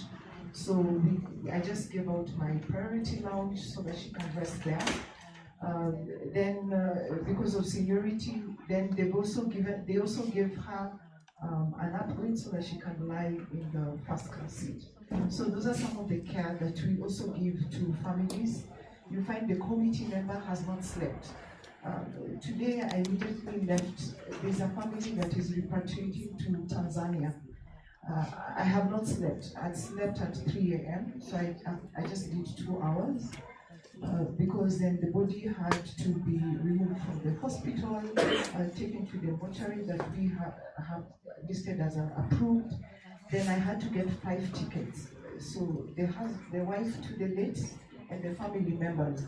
But then the customer did pay last night, and the ticket auto-cancelled. So we had to now look for approvals to get also those seats. So that's why, so those are the things you go through. You see the passenger team, sometimes they cry, customers cry when we are doing this process. So the experience I had last year, that's in the previous conference, that's the feedback I gave HR. So we do a lot of counseling sessions. So we talk about the equipment operator and the check-in team. Then we have the turnaround coordinator. These are job titles and descriptions. This is at the airport. The turnaround coordinator and the load controller and the customer service agent and the loader. So you can imagine them loading the caskets. So if like that day we had 11, so you know, so mentally they will. So those are the sessions that we have. Cockpit crew and cabin, we recognize them. We just find out if they're okay in the cabin, and we are just aware. We give them priority disembarking process, just in case they need to do something on the other side before we remove the body. So yeah, so that's the feedback. I enjoy being part of this conference because I learn and then I take back for implementation. Thank you very much. So the next slide. Okay, yes, there's a lot of improvement since we did this presentation. A lot currently, when families call us, we refer them to funeral homes or service, and the funeral homes do this part of the process. So like now, the client that I was handling last night, I just called one of the funeral service providers and I told them, please handle this whole process as I manage the ticket. Because then she needed to, whatever she was doing, the transportation. But then when I was talking to the client today, he was still going to the embassy. So the Ministry of Foreign Affairs are also supporting us to fast track the documentation. So we've started engaging with the Ministry of Foreign Affairs, also for embassy letters, and what else? So that has quite improved, and I also appreciate TEPS because then I also use those opportunities. So when I attended the technical committee in KEPS, so I represent, it's like I'm representing the family.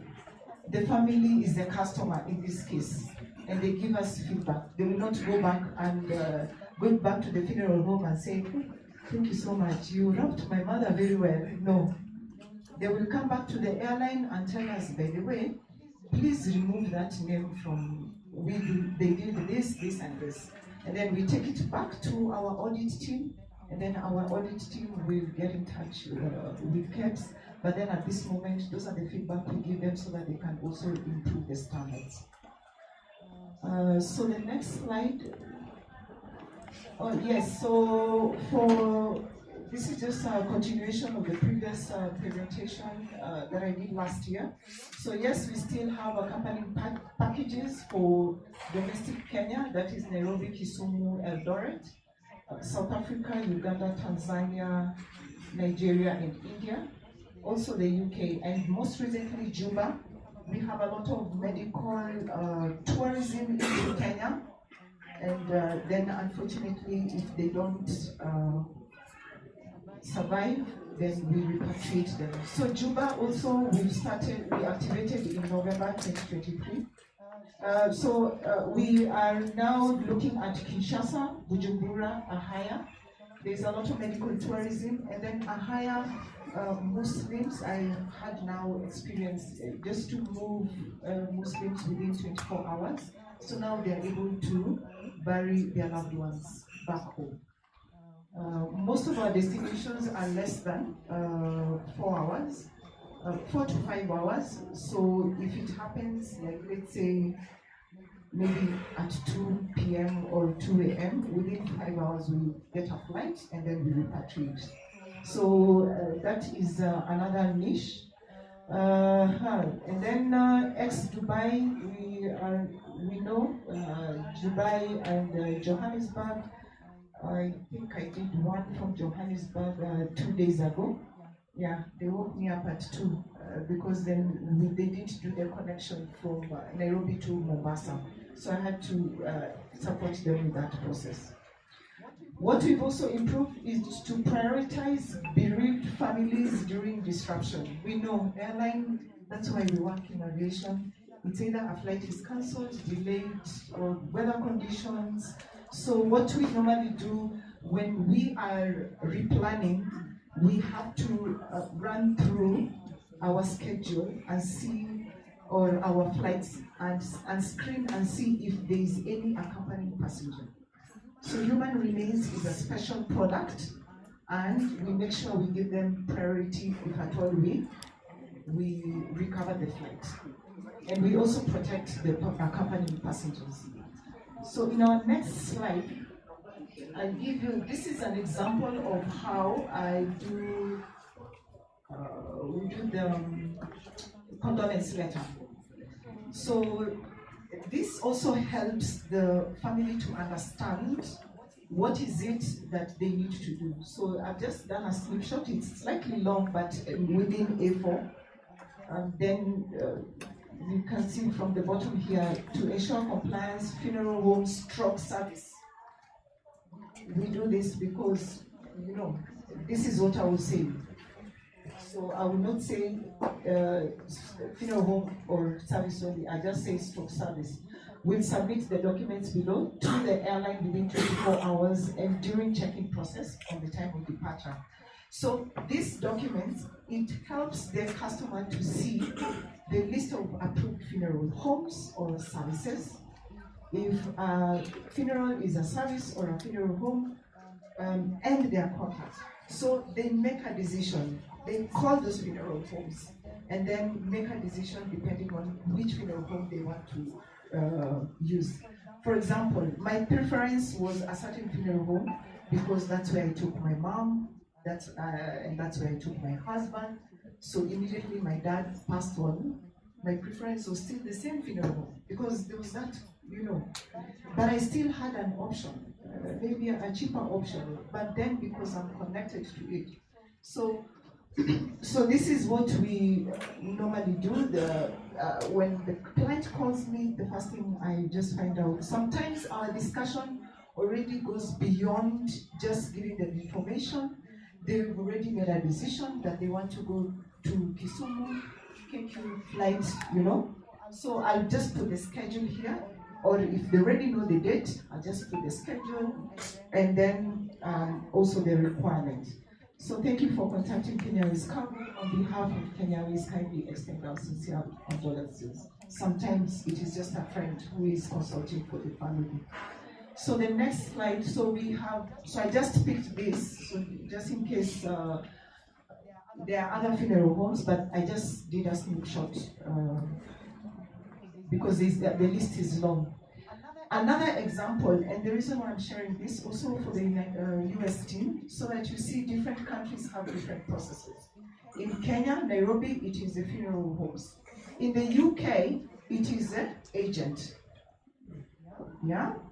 So, so London to Nairobi repatriation process facilitated by IATA repatriation agents. Yeah? So they are repatriation agents, so not funeral homes. So the agents who are listed here are the ones who will now do the whole process. Yeah. So the next slide, I don't think I have. Yeah, so that ends my presentation. So there's something also about land. Every time there's repatriation, sometimes I call Hezra when I get stuck. He will connect me with a funeral home in a different destination. For example, I got stuck sometime 2 weeks ago, Sweden. I called, because we don't fly to Sweden, but then I called Lee and I asked Lee, do you have a network? So I just go to my list of funeral homes and call those funeral homes and ask them, do you have a network? We need help. Can you repatriate? Yeah, so that's what this conference helps me to do and supports the airline and also the funeral homes. So it expands my network. I have a solution anytime that I need help. Thank you very much. I think that's all I wanted to mention.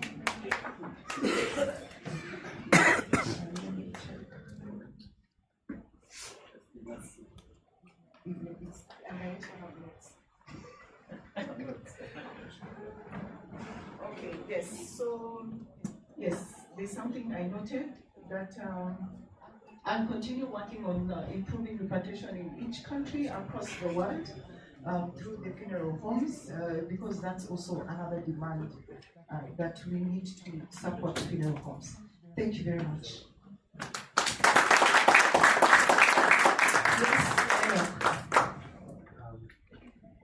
Can you go back to the slide that has contact with the funeral homes? Yes. The number listed for funeral home is 5921594. Can you correct if I'm reading right? Can you confirm if I'm reading right? It's 59. Thank you. Alright. I'm saying the number listed for the funeral home. If I'm reading right, it's 0759215994. Correct? That's not our personal. That's not our office number. Whose number is that? I don't know. I'll check that while it's reading. So send me the correct number. I can give it to you right away? No. Okay, I'll give it to you later. Give me the correct number. So whose number is that? No idea, no one that works at our facility at the moment. Yeah, so it's not ours. And just to make a correction for the people who've been checking pictures, that's not our number, so maybe it's just best that we make corrections right away. Because I'm sure they're going to use that number. Was this meeting this number? No, that's not Mutini's number. Mutini's number was the 722. Okay, you will give it. Will do. Yeah, just for the people who are taking screenshots, then maybe they can just write it down that our number is 22 401 861. Not good. All right. I'm saying for the people who be taking screenshots of the slides, our number is 0722 401 861. Alternatively, you can do 0722 514 584. That belongs to Paul B. Russell, our funeral director. For Paul B. Brewster, that's our funeral director, his personal number is 0722 514 584. You can catch us at 47. So just to make that correction. So I have Paul's number, so For the office is 0722 401 861. Just to let you to know that we run 24/7, so you can give us calls anytime. Anyway.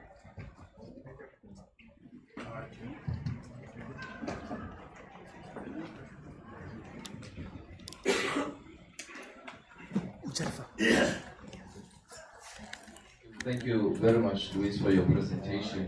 Maybe mine is more a clarity question. The list of undertakers that you have put as, I don't want to say preferred, but maybe preferred for lack of a better English word. What is the criteria used to? One. Two, do you have a similar setup in South Africa or any other country outside of Kenya? And beyond flying maybe people from or deceased from South Africa to Kenya, do you also fly argumentally Nigeria and other countries from South Africa? Thank you very much. I'll start with the last one. Yes, we do sometimes I have maybe repatriation from West Africa into the US or into the UK, or sometimes we have repatriation from South Africa. So we do a lot of interlife. Yes. For example, the one that came from South Africa, it was now going to Mombasa. Is there another? Yes, I've done also Dubai to Mombasa. Yeah, so we have a lot of, or West Africa to India. Or India, and we know if it is India, most probably unsuccessful medical case. So India into enter then. Yes, so we do a lot of that. Yeah. The other question was about the criteria. Yeah. So in Kenya currently, what I know the process is that now you, like, let's say if you, the current approved funeral homes, I found they've already been approved, and the process is that you apply to our committee team, so that the ones who do the process of approving. Yes, and then in other countries, like I have mentioned, that's why I gave that example, it is according to the country of origin, what is their process. For example, in the UK, their process is the agent. Yeah. So in South Africa, because we have a team in South Africa, our cargo team in South Africa mentioned that it is the agent. Yes, so sometimes I don't really want to get involved, but then we just allow it to be as per the country. If you go to the next, the previous slide,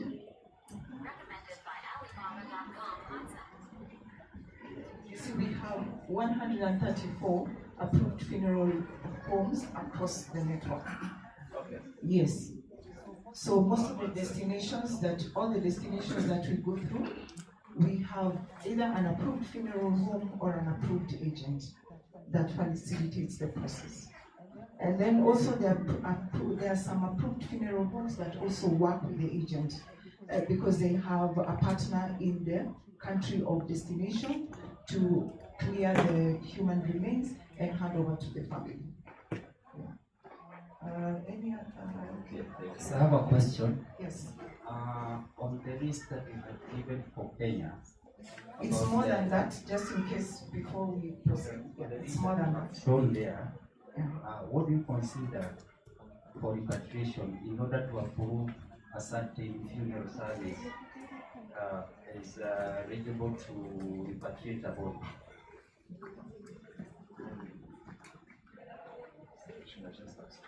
Yes. Because for me, for me, what I understand for repatriation, in order for one to be able to repatriate a body, you need to have a more. Because you have to do the embalming of the body as a standard. But if you put a list of a funeral service that does not have a more, how do they do the repatriation?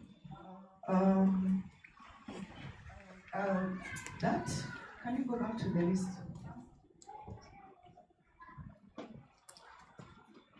So for here, apart from this, we have other services. The approval process for this, because this is not the only list, this is the only funeral service. Oh, by the way, Lee, or all these funeral homes, when I feed my details or when I talk to customers, I don't say that it's a funeral home. I say Lee Funeral Service.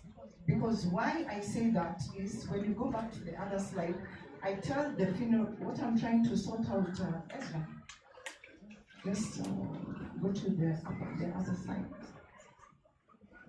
When I say funeral home, it means that the service you're giving the family ends here. This is what I'm trying to solve. Yeah? You see?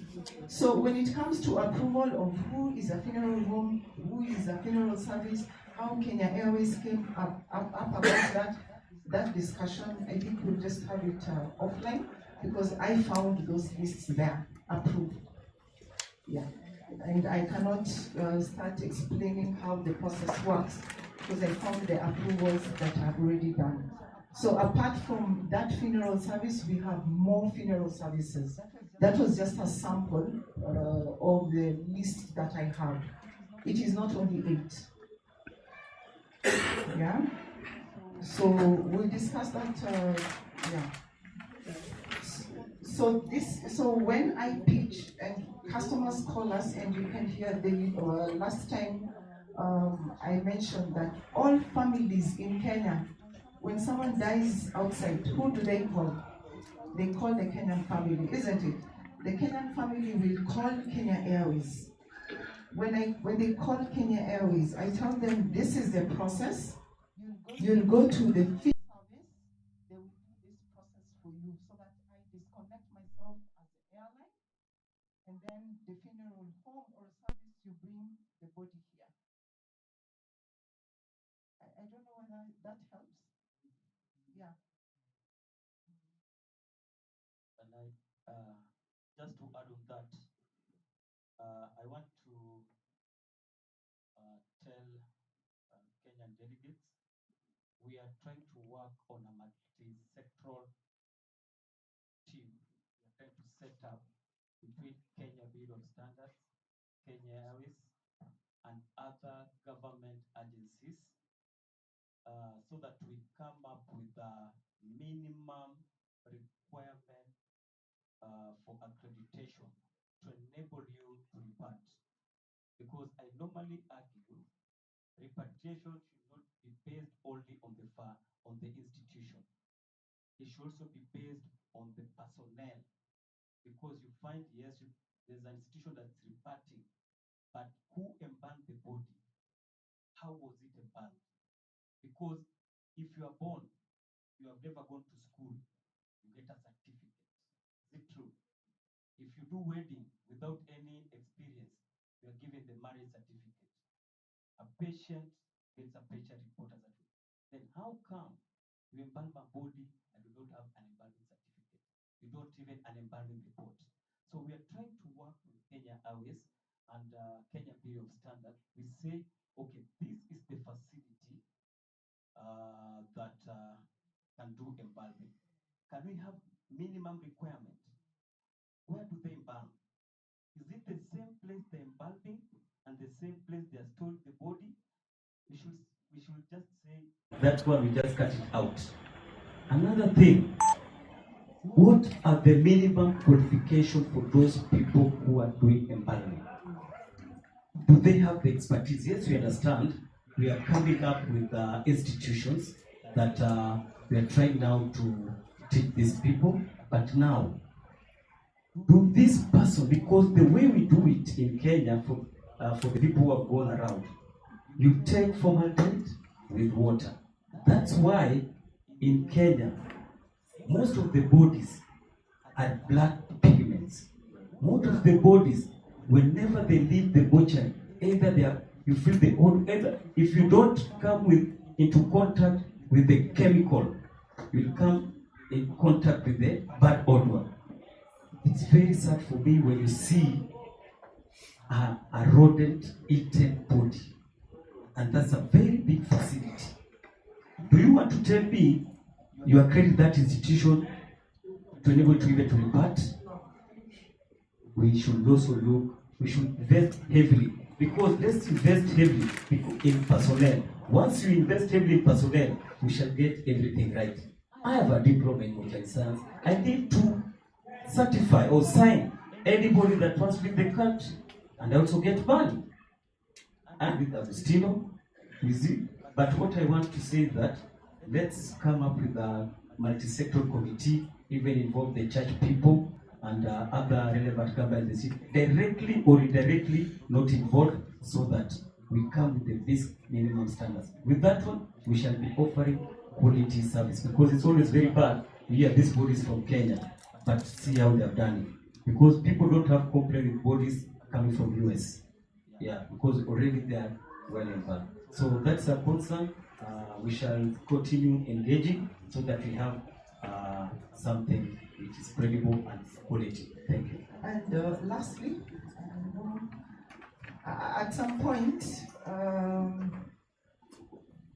and this is feedback for the team behind, so that I don't keep on responding to the same question, because I receive this question all the time in different forums. At some point, we'll just be dealing with the agent, and you give us the whatever requirements, because we receive from agents. Specific funeral homes that are listed there, they use agents, so that we are not put, or I'm not put in that position where I have to respond to how did I approve a funeral service? How did I approve a funeral home? The system was already there, it was already set up. Maybe we can challenge it through our quality control, the same feedback that I gave last time, but then through the agent. Yeah? Okay. All right, I just need to ask this simple question. I think was 8 or 9 months back, there is someone when you need your help, I give you your contact, your assisting where. But I think it's 3 weeks back, I give someone the contact, your contact, you take it in back.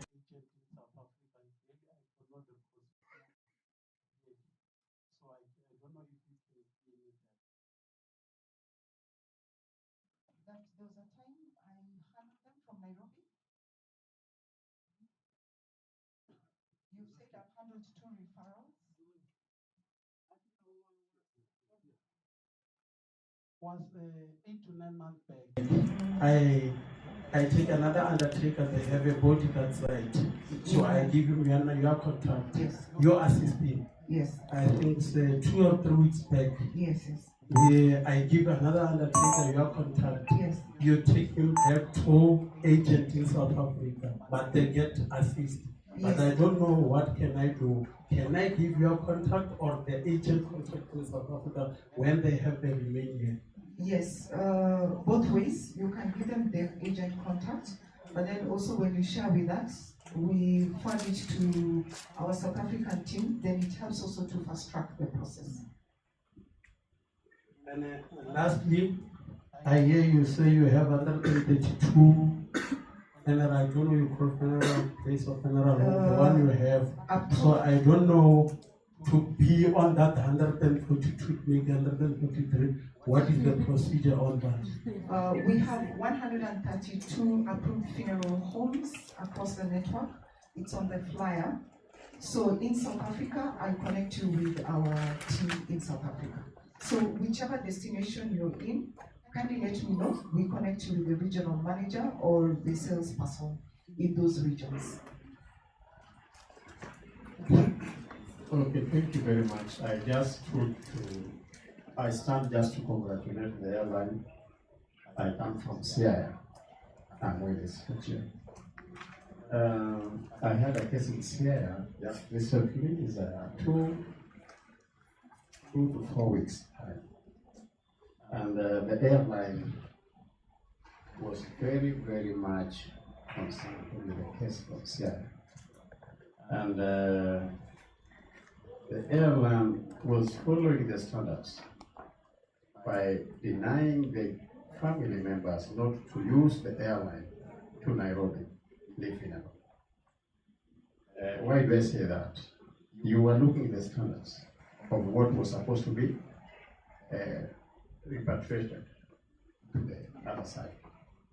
So I really just want to thank you on that. Thank you very much.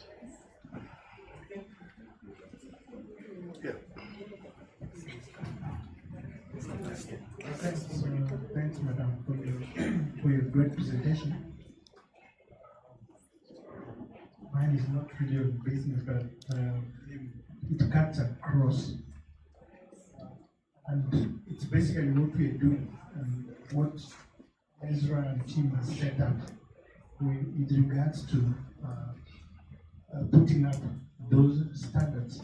Because sooner or later you'll have so many agencies, so many people coming up to be enlisted and to be part of your network.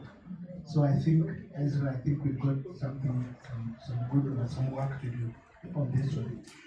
In the UK, for example, even in the crematorium, the person who cremates has to be accredited every other 2 years, even in the crematorium.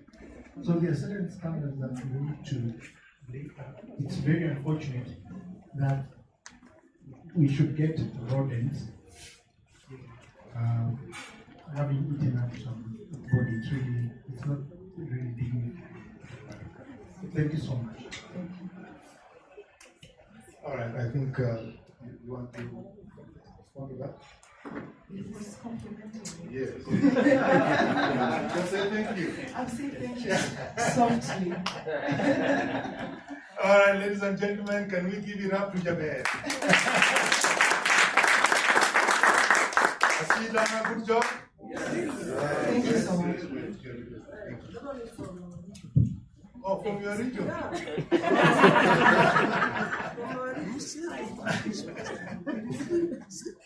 All right. That's not good. Dr. Makina, there's something you needed to do. In your raffle, there were some things that that was. I thought you had something that was supposed to give you something. What was that? To the chief. Yeah, that's what I'm referring to. Do what? The chief. Oh, I wanted to teach me to give you a present. Again? Oh, thank you. Oh, this is my present. Thank you very much, my brother. Yes, I wanted to give Chief an opportunity to say thank you, and he has done that. The forms. The forms, please. If you have finished the forms, just pass them over because we need to have them back. Now, and it is strictly for those who want to enroll for that course. So if don't just feel for the sake of it. Feel if you have an intention of attending and taking that course. Now we have done well so far. Thank you very much, Sister Lois Mewa, for the presentation that you've given to us. You did not disappoint. And we now want to move to the next. We will be breaking for lunch, but just before we do that, there's an announcement that Chairman President Ezra will be giving that to us. Thank you, Program Director. We also need to give him, can you give him a round of applause for the good work he's done? How many people feel that it's like the session is very short but interesting. I've really loved the first session. We have come to the end of our first session for today. Before we break for lunch, I want to make an announcement. Lee Funeral Home, where I work, has cordially invited the international delegates at their funeral home just to have a cup of coffee with them, and also for those who have not seen the other side of a funeral home, they can come and have a view of what they do. So it was a request from the company, under the courtesy they said that they would want all the international guests outside Kenya to come and pay visit after lunch, so that they have a look and see at the facility, what they do, how they do the repatriation, and have a one-on-one with the directors, so they have to meet you, because I'm also humble because that's the company I work with, and they always give me time to go to these conventions, because they see the importance of me impacting in other people's life, and that's what Lee is made of. Lee, that's why you see Lee doesn't have so many branches, because they say let's give other people also opportunity to explore the industry, not us dominating each and every place.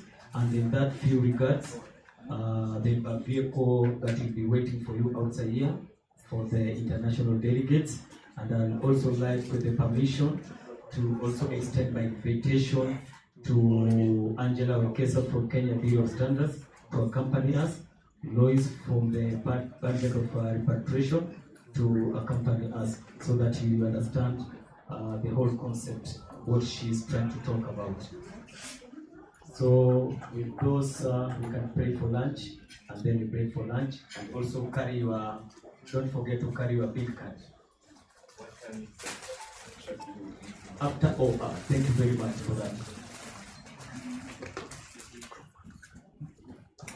For the group photo, we shall do it maybe tomorrow, or you will also come with us another day tomorrow, but you will also come with us at the funeral home. Immediately after lunch, because now what time is it? 1:04, because by 2 we are supposed to be there. So that's the announcement that I wanted to make under the courtesy of the director from the funeral home. Thank you very much. So someone can pray us for the lunch. So let me give pray for the food. Oh, Pastor. Thank you very much. Thank you. Everyone bow your head. Father, we thank you for this meeting. We thank you for this gathering. We ask that you bless this food. Bless our hands that prepared it. Thank you for the nourishment in our bodies. Bless those that are less fortunate. In Jesus the Christ, name we do pray. Amen. Please remember to carry your name voucher. Without it, you will not be served.